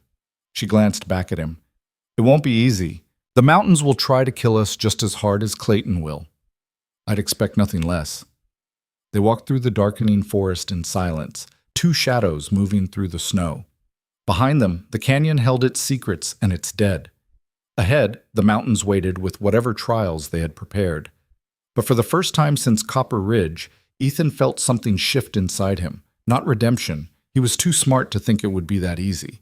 But purpose, direction, a path forward that wasn't just away from something, but toward something.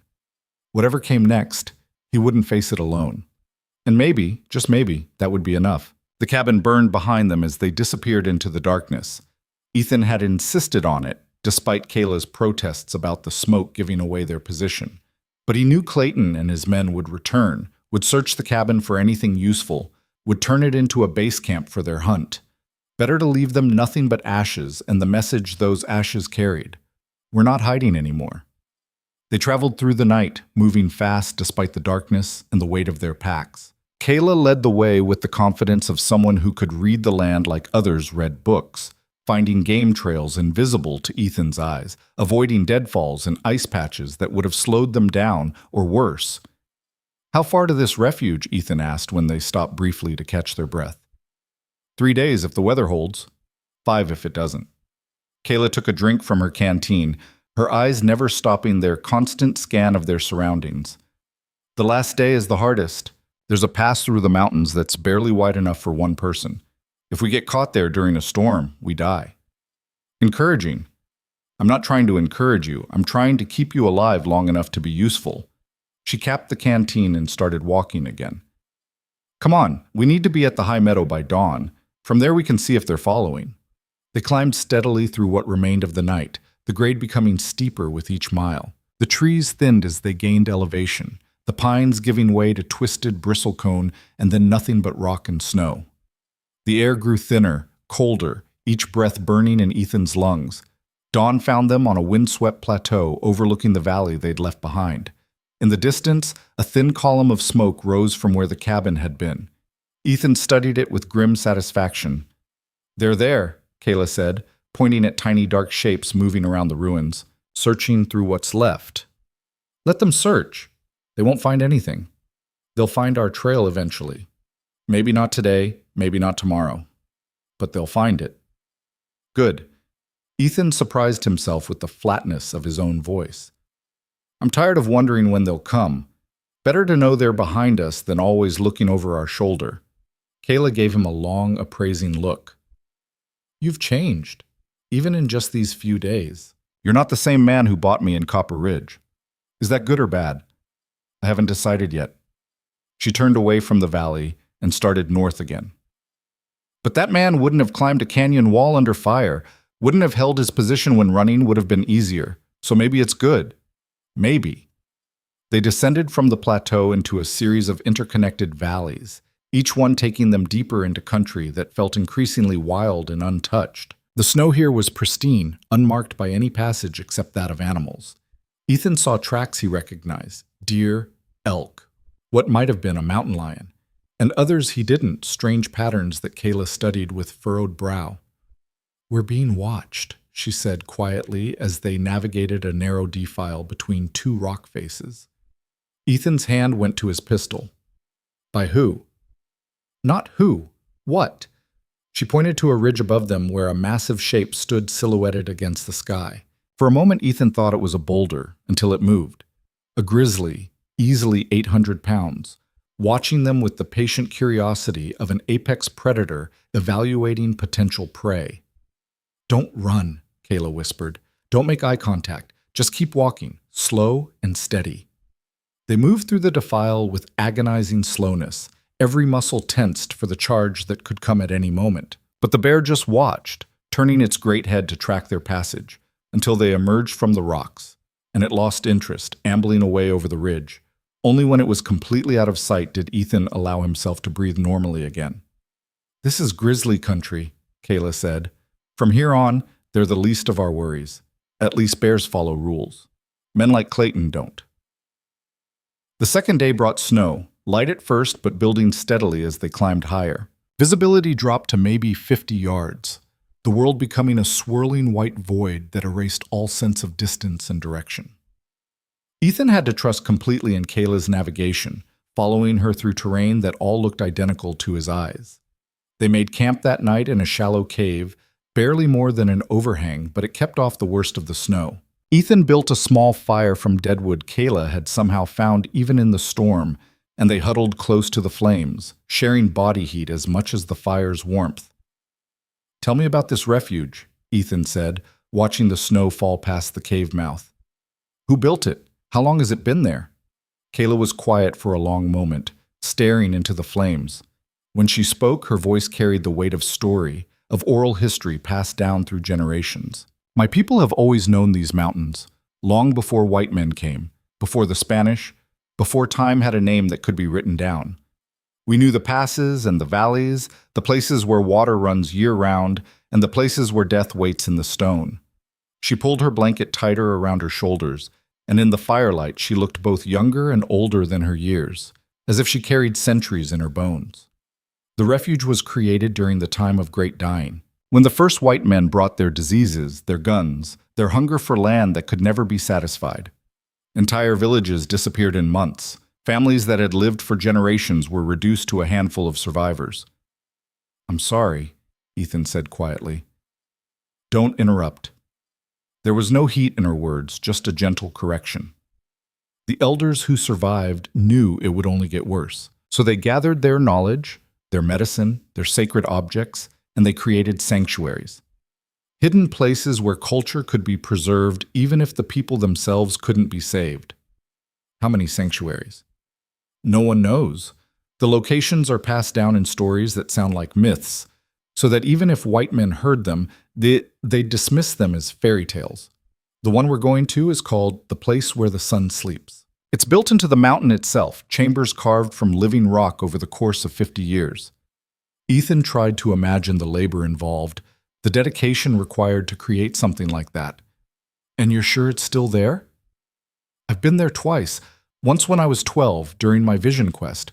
Once 3 years ago when I was running from—" She stopped, shook her head. "It doesn't matter what I was running from.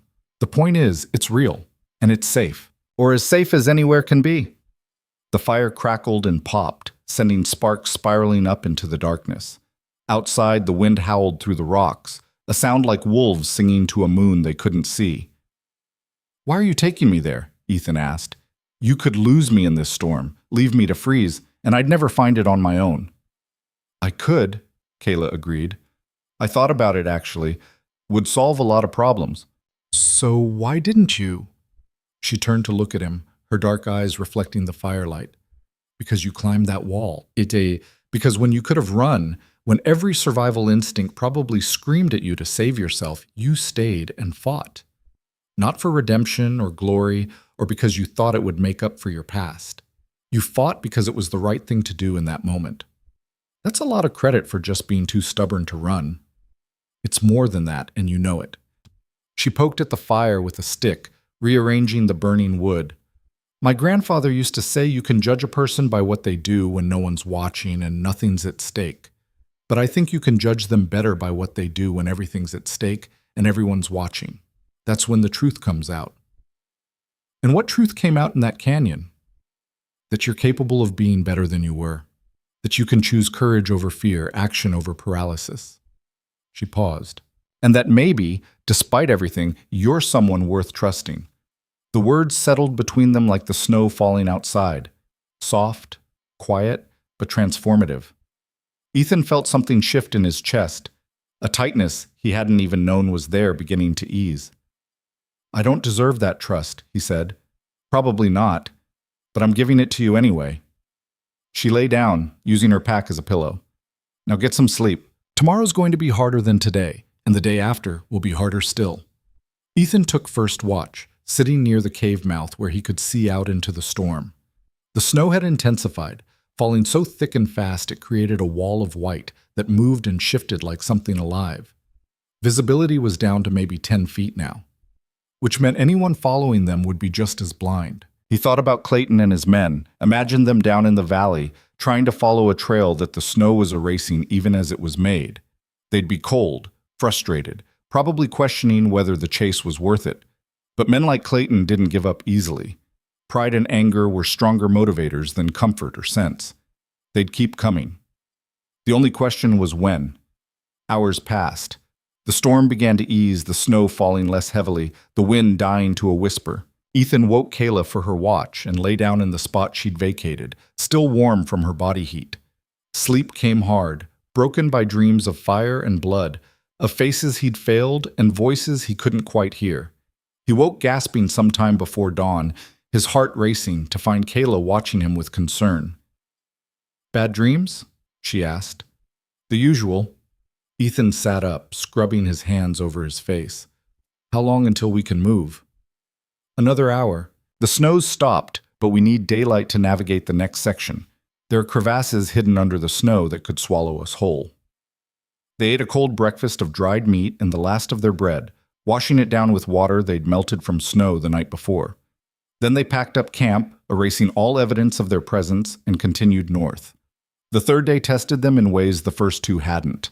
The terrain became treacherous, every step requiring careful evaluation. Kayla would test the snow ahead with a long stick, probing for hidden voids before committing her weight.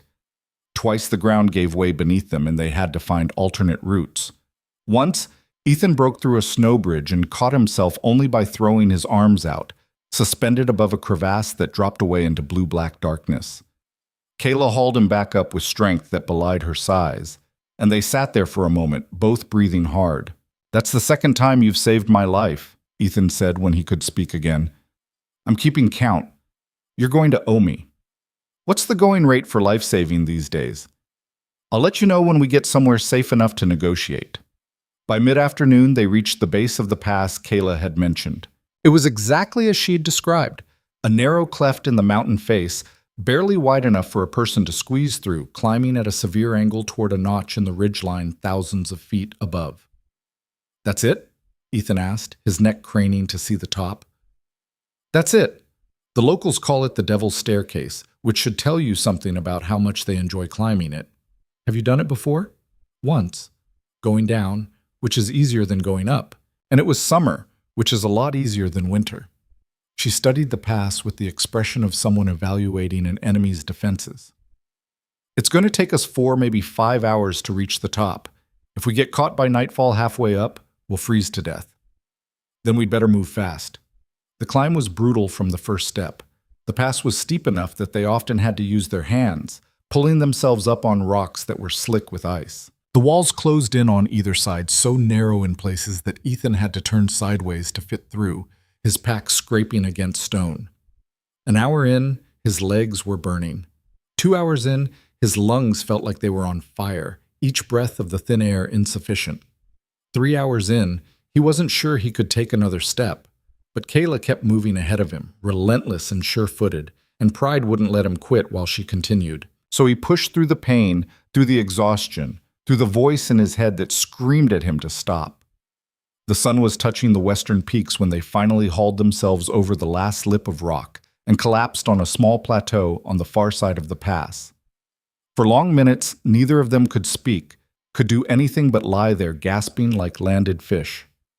"We made it," Kayla finally managed. "Barely." Ethan rolled onto his back, staring up at a sky that was already darkening toward evening. "Please tell me the refuge is close." 2 more hours, but it's downhill from here, and the trail is easier." "Easier is a relative term with you." She laughed, the sound surprising and genuine. "Come on. We can rest when we're inside. Out here, we're still exposed."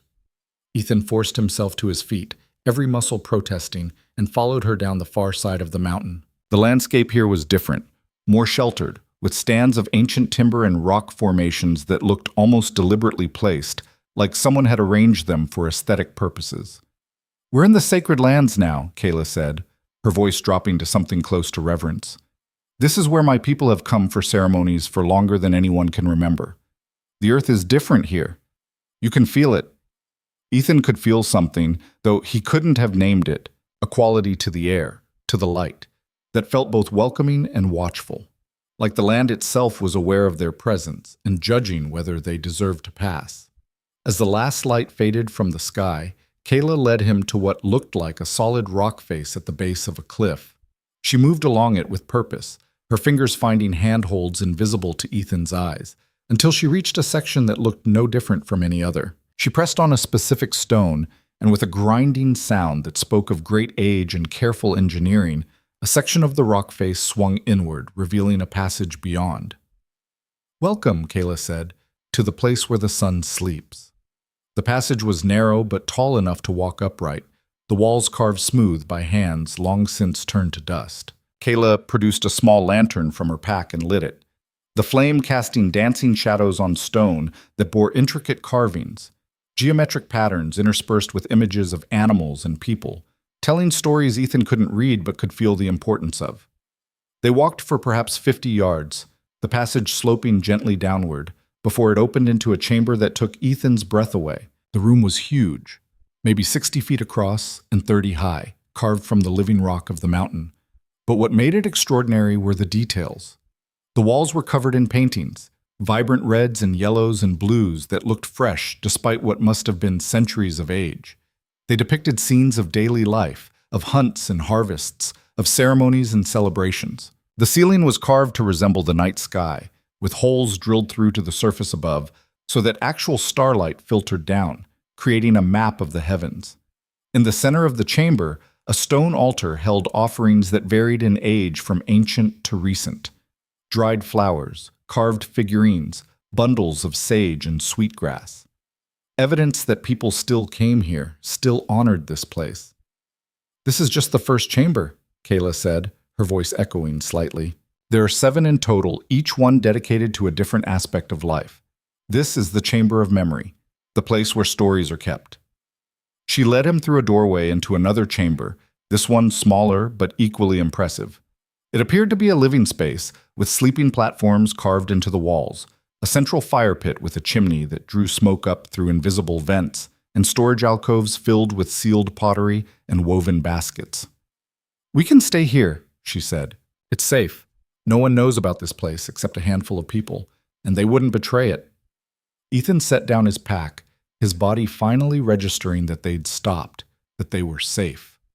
The exhaustion hit him all at once, and he had to sit down before his legs gave out.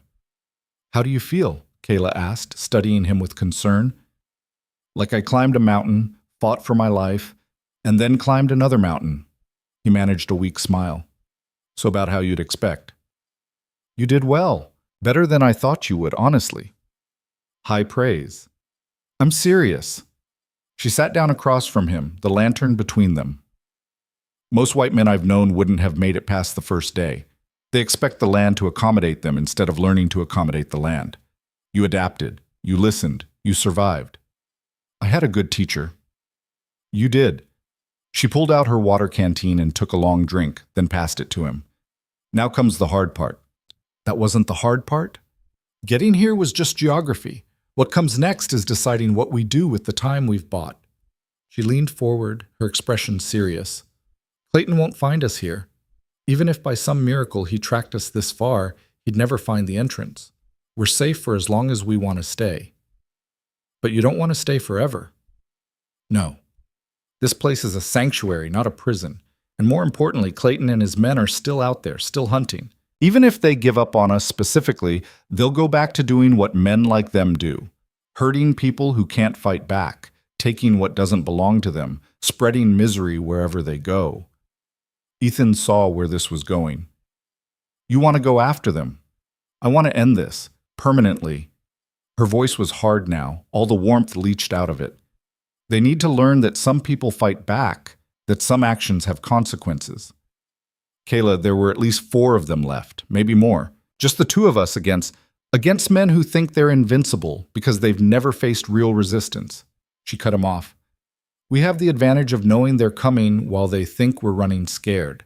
We have terrain and surprise. And we have something they don't." "What's that?" "A reason to win that's stronger than pride or revenge." She met his eyes across the lantern light. "They're fighting because we made them look stupid. We're fighting to survive, to protect this place, To prove that people like us don't just roll over and die when people like them come calling. Ethan knew she was right, knew that running forever wasn't really living, that Clayton would continue to hurt people until someone stopped him. But he also knew the cost of violence, knew how it marked you in ways that never fully healed. If we do this, he said carefully, if we go after them, there's no going back. We stop being the hunted and become the hunters. That changes you. I've already been changed. Kayla's voice was quiet but fierce. I was changed the moment they put that rope around my wrists and auctioned me like livestock. I was changed when I watched you buy me and didn't know if you were better or worse than the alternatives. I was changed in that canyon when I killed men and felt nothing but grim satisfaction. She stood, pacing the chamber. I'm not the person I was 6 months ago. That person died somewhere between being captured and being freed. The question is, who do I become now? Someone who hides in sacred places while the world burns? Or someone who fights back? Ethan understood the question because he'd been asking himself the same thing since he left Boston. Who was he now? Not the naive cavalry officer who'd believed in duty and honor. Not the drunk who'd tried to drown his guilt in bottom-shelf whiskey. Someone in between, maybe. Someone still being formed. If we're going to do this, he said, standing to face her, we do it smart. We plan every detail. We don't take unnecessary risks, and we give them a chance to walk away before it comes to killing. They won't take it. Probably not, but we offer it anyway so we can live with ourselves after. Kayla studied him for a long moment, then nodded. Okay, we do it your way. We plan, we prepare, and we give them an out they won't take. Then we end this. They shook hands on it, the agreement sealed with a grip that spoke of partnership forged in fire and blood, and the kind of trust that couldn't be given, only earned. Tomorrow, we rest and recover, Kayla said.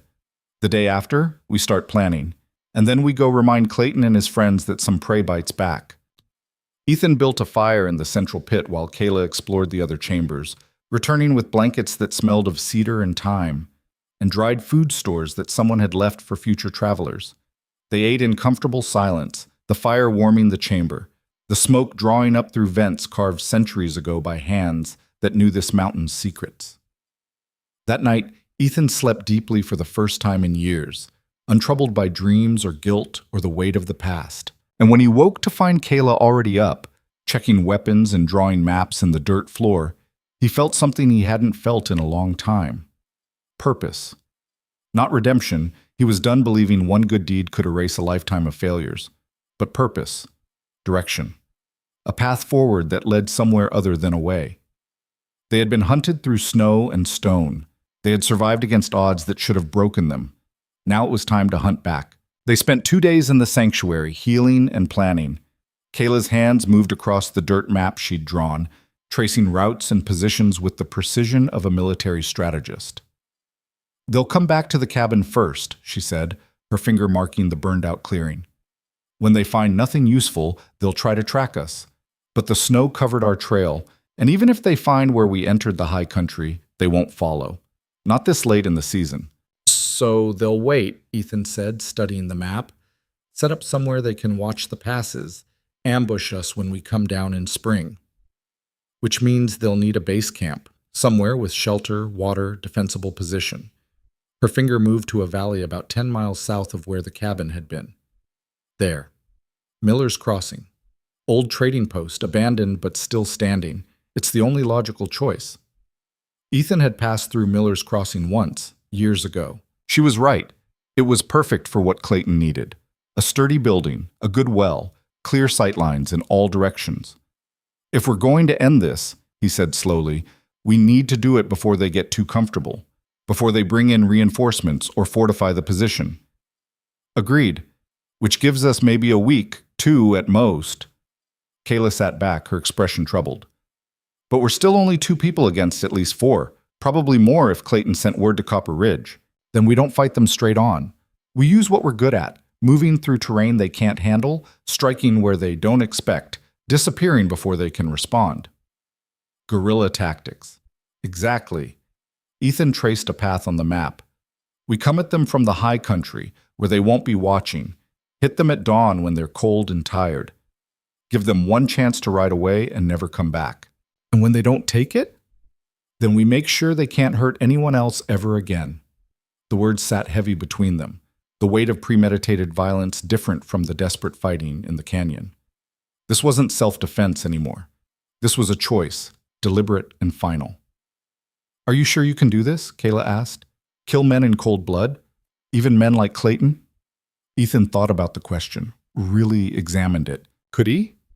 The old Ethan, the cavalry officer who'd stood by while atrocities happened, couldn't have. That man had been paralyzed by the gap between what he believed was right and what he was willing to do about it. But the man he was now, forged in fire and failure and the slow climb toward something better, understood that sometimes protecting the innocent meant getting blood on your hands. "I can do what needs to be done," he said finally. "Not because I want to, but because if I don't, Clayton will find someone else to hurt. Someone who can't fight back. And I'm done being the person who looks away." Kayla nodded slowly. "Then we're agreed. We leave tomorrow, circle around through the high passes, and come at Miller's Crossing from the north. One chance for them to leave. Then we finish it." They spent the rest of the day preparing. Kayla found a cache of weapons in one of the deeper chambers. Old rifles and bows left by previous visitors, along with ammunition that was surprisingly well preserved. Ethan cleaned and checked every weapon, setting aside the ones that were still functional, discarding those that weren't. In the evening, as they sat by the fire, eating a meal of dried venison and wild rice they'd found in the storage alcoves, Kayla suddenly spoke. "Tell me something true, Ethan. Something you've never told anyone else." He looked up, surprised by the request. "Why?" "Because tomorrow we might die. And I'd like to know who I'm dying with, not just the surface version you show the world." "Fair enough." Ethan set down his food and stared into the fire, searching for the truth she wanted. "When I was at the Washita," he said quietly, "there was a moment when I could have stopped it. Not all of it maybe, but some. My commanding officer gave the order to burn the lodges, and I was standing right there with a platoon of men who would have followed me if I'd countermanded it."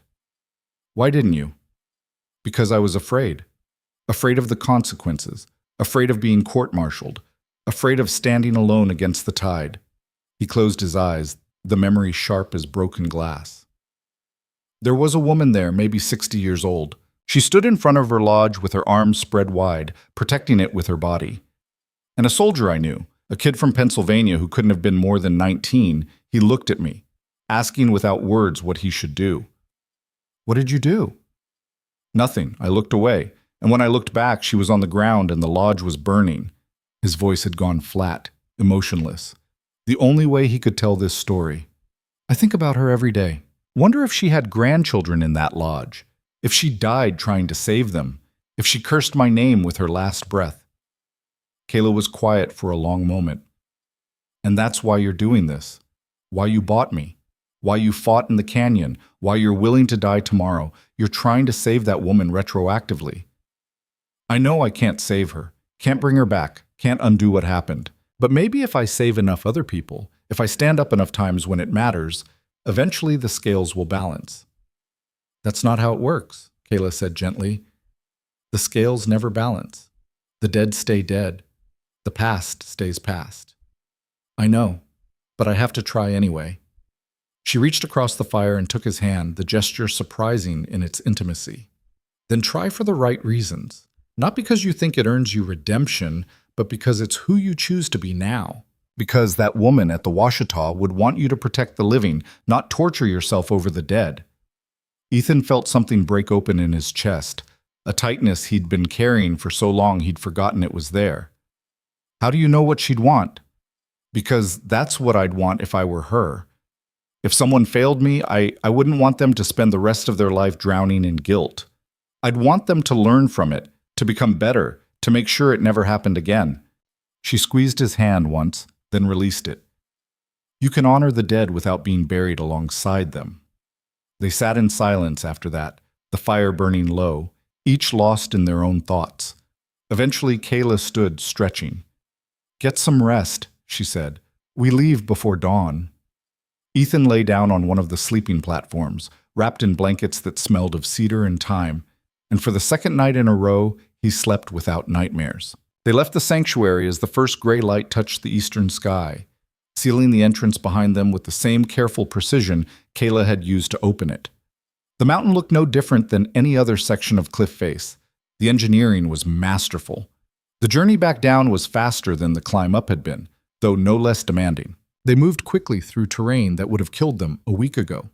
Their bodies adapted now to the altitude and cold, their minds attuned to the rhythms of the high country. By midday, they descended below the snow line, entering territory where pine and aspen grew thick, and the air was noticeably warmer. They saw signs of Clayton's search party, old camps, trampled snow, horse droppings, but all of it was days old. The hunters had given up and withdrawn exactly as Kayla had predicted.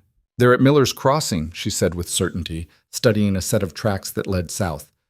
5 horses moving together, they've regrouped.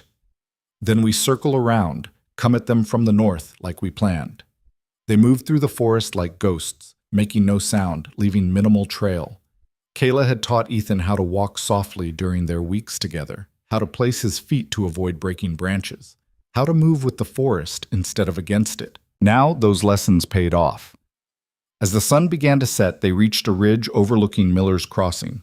Below them, perhaps half a mile away, the old trading post sat in a clearing beside a frozen creek. Smoke rose from its chimney, and Ethan could see horses in a makeshift corral beside the building. "Count them," Kayla whispered. Ethan scanned the area carefully. 5 horses in the corral could mean 5 men, or could mean more if some doubled up. Movement at the window. Someone's keeping watch. Smart. They're not taking chances. They withdrew from the ridge and made camp in a dense thicket where their fire would be invisible from below. As darkness fell, they finalized their plan. "We go in at dawn," Ethan said, drawing in the dirt with a stick. "When the watch is tired and the others are just waking up, I'll approach from the front, visible and unthreatening. You position yourself at the back, covering the rear exit. They'll kill you the moment they see you. Not if I'm carrying a white flag. Even men like Clayton understand parley. And you think he'll listen? No, but I think he'll be curious enough to hear me out before he kills me. That's all we need. A few minutes for you to get into position." Kayla didn't like it, that much was clear from her expression, but she also couldn't argue with the logic. "What will you say to them?" "The truth, that they can ride away now, go back to Copper Ridge, and we'll never cross paths again. That if they stay, if they keep hunting us, only one of us is walking away from this. They won't believe you. They don't have to believe me. They just have to be distracted long enough for you to do what needs doing." They went over the plan twice more, working out signals and contingencies, making sure they both understood their roles. Then Kayla pulled something from her pack, a small leather pouch on a cord. "My grandmother made this for me," she said, holding it out to Ethan. "It's a medicine bag, protection for warriors going into battle."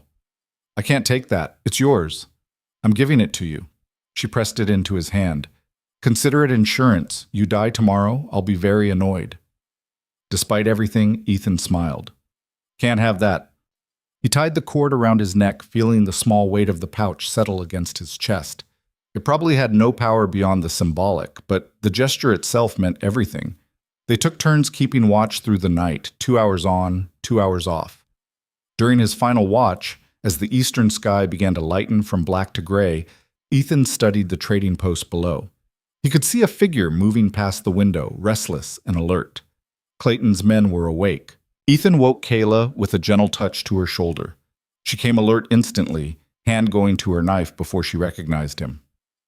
"It's time," he said. They moved into position as the sun broke over the mountains, painting the snow in shades of gold and pink. Kayla disappeared into the forest like smoke, circling around to approach the trading post from the rear. Ethan gave her 20 minutes, then broke a branch from a birch tree and tied his white undershirt to it. He walked down the ridge openly, making no attempt to hide, the makeshift flag held high. He was halfway across the clearing when the trading post door slammed open and 3 men emerged, rifles raised. Clayton stood in the center, his barbed wire beard frosted with ice, his eyes burning with recognition and rage. "Well, well," he called out. "The coward decides to show his face." Ethan stopped about 30 yards out, keeping his hands visible, the flag planted in the snow beside him. "I'm here to talk, Clayton." to offer you a way out of this that doesn't end with more bodies in the ground. You're here to die, Clayton corrected, but I'm curious what kind of last words a man like you has. Speak quick. You came after us because I humiliated you in Copper Ridge. I understand that. But the woman and I, we're gone. We're leaving this territory, heading north where you'll never see us again. You've got no reason to keep hunting us except pride. Pride's reason enough. Is it worth dying for? Clayton laughed, the sound ugly and mean. You threatening me, boy? You and what army? No army, just a simple truth. You can ride away right now, go back to your life, and this ends. Or you can try to kill me, and you'll discover that sometimes the prey is more dangerous than the predator.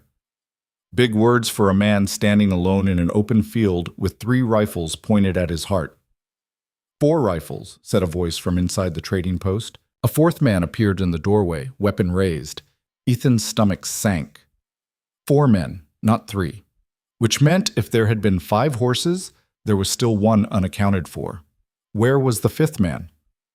Last chance, Clayton, Ethan said, keeping his voice steady despite the fear crawling up his spine. Ride away. Live. Make better choices. I got a better idea. Clayton raised his rifle.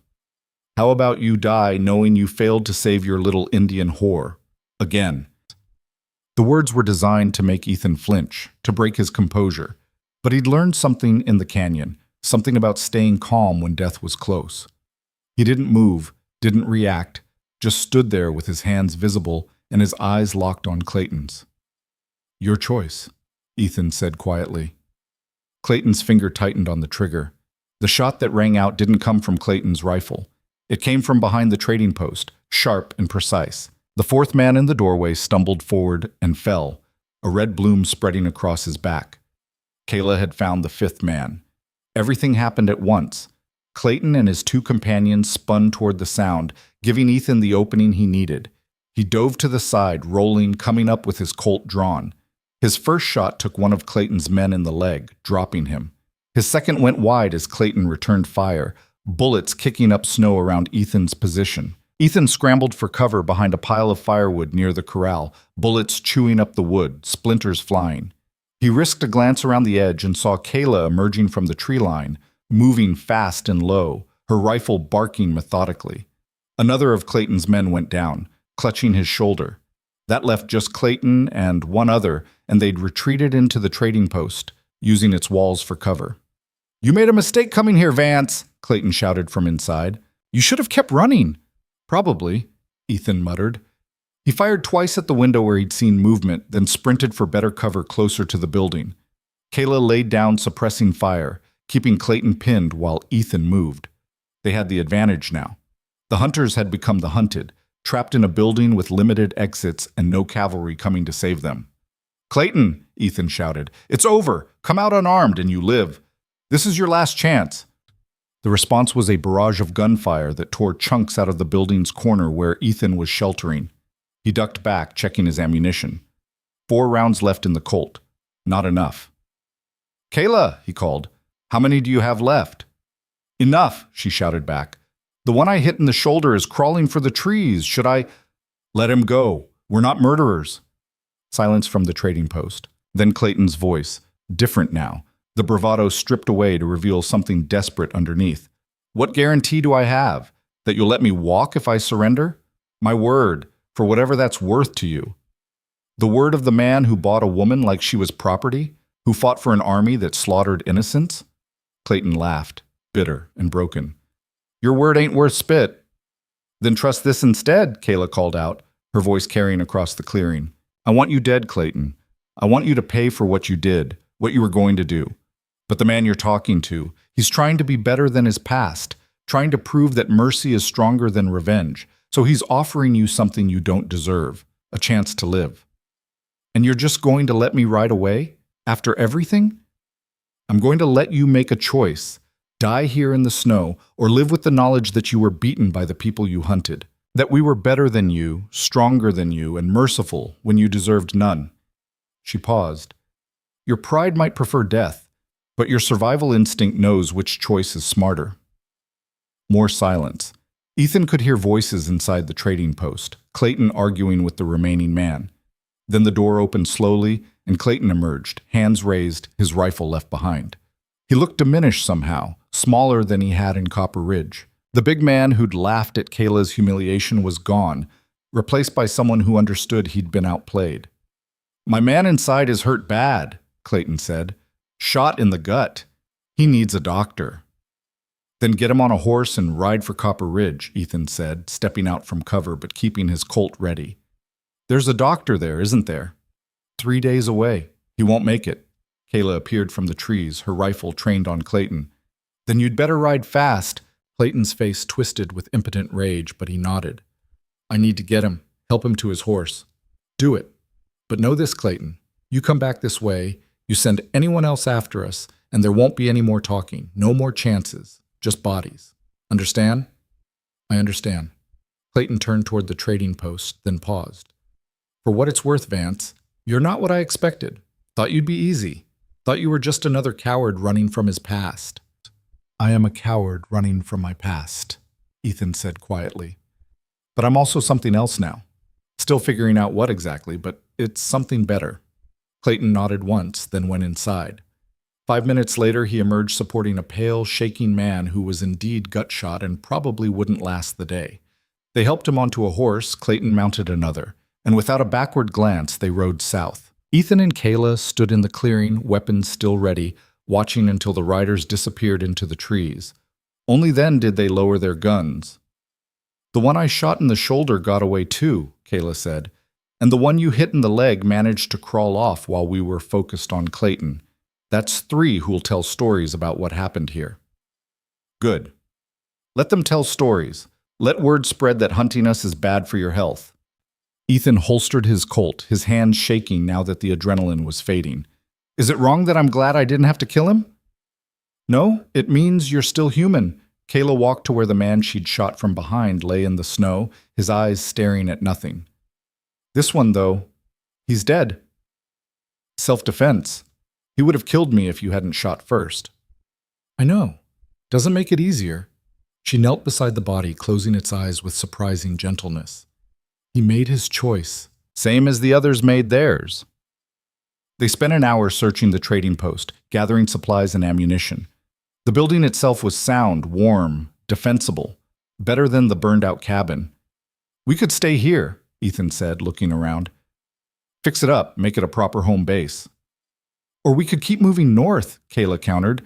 "Find my people, see if there's a place for us there." "Us?" She met his eyes, something soft and uncertain in her expression.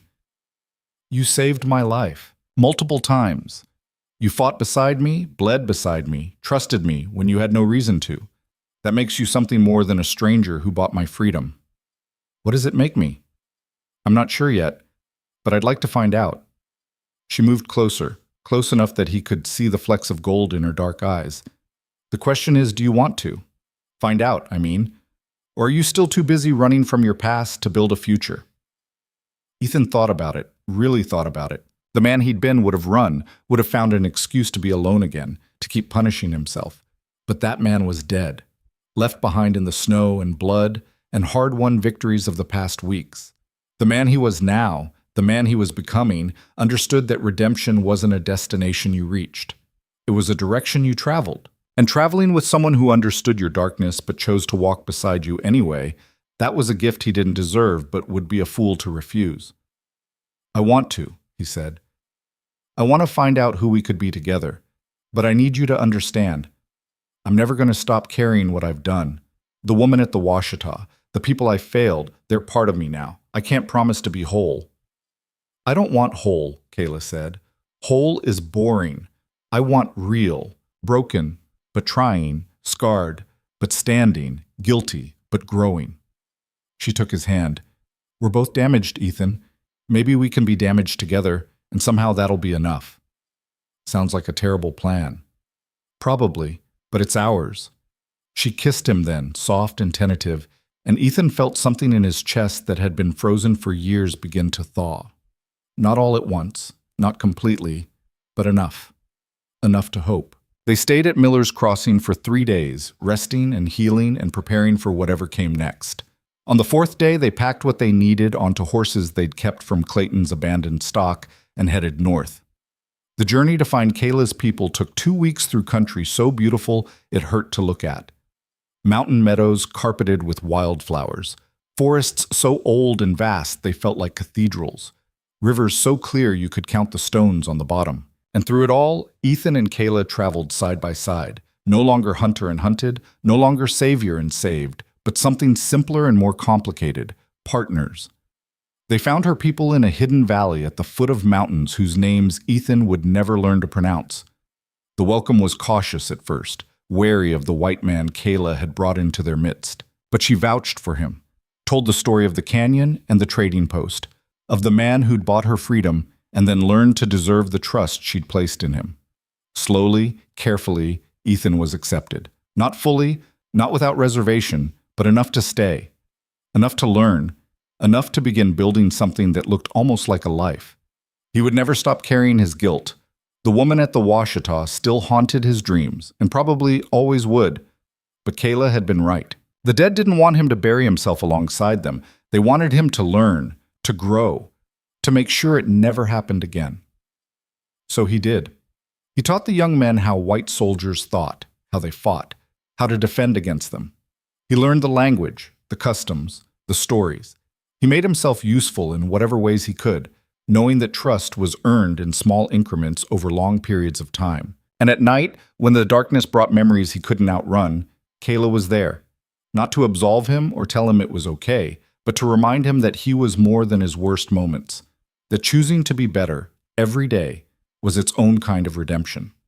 5 years later, when traders brought news that a man named Clayton had been found dead in Copper Ridge, killed in a bar fight over a card game, Ethan felt nothing but a quiet sadness. Another life wasted, another person who'd chosen pride over growth, violence over change. "Do you regret it?" Kayla asked that night as they sat by their fire, watching their 2 children play in the fading light. "Giving him that chance to walk away?" "No," Ethan said. "I regret a lot of things, but not that. Mercy is never a mistake, even when it's not deserved, especially when it's not deserved." "You're a strange man, Ethan Vance. So you keep telling me. But you're mine." She leaned against him, solid and warm. "And that's enough." It was enough. Not perfect, not without pain, not free from the weight of the past, but enough. They had built something together in the wilderness, not just a life, but a different way of being, a way that acknowledged damage without being defined by it, that carried guilt without being crushed by it, that honored the dead by protecting the living. Sometimes, late at night, Ethan would think about the woman at the Washita. He still didn't know her name, would never know what she'd been thinking in those final moments. But he liked to imagine that somewhere, somehow, she knew that the coward who'd looked away had become someone who stood firm, that the man who'd failed her had spent the rest of his life making sure fewer people suffered what she'd endured. It wasn't enough. Could never be enough. But it was something. And in a world where so many people did nothing, something was everything. The desert had once stripped Ethan down to his bones, carved away everything but his guilt and his ghosts. But the mountains had rebuilt him, stone by stone, choice by choice, until he'd become someone new. Not innocent. Innocence, once lost, could never be reclaimed. But decent, trying, present. A man who'd stopped running from his past and started walking toward his future. And in the end, that was the only kind of redemption that mattered.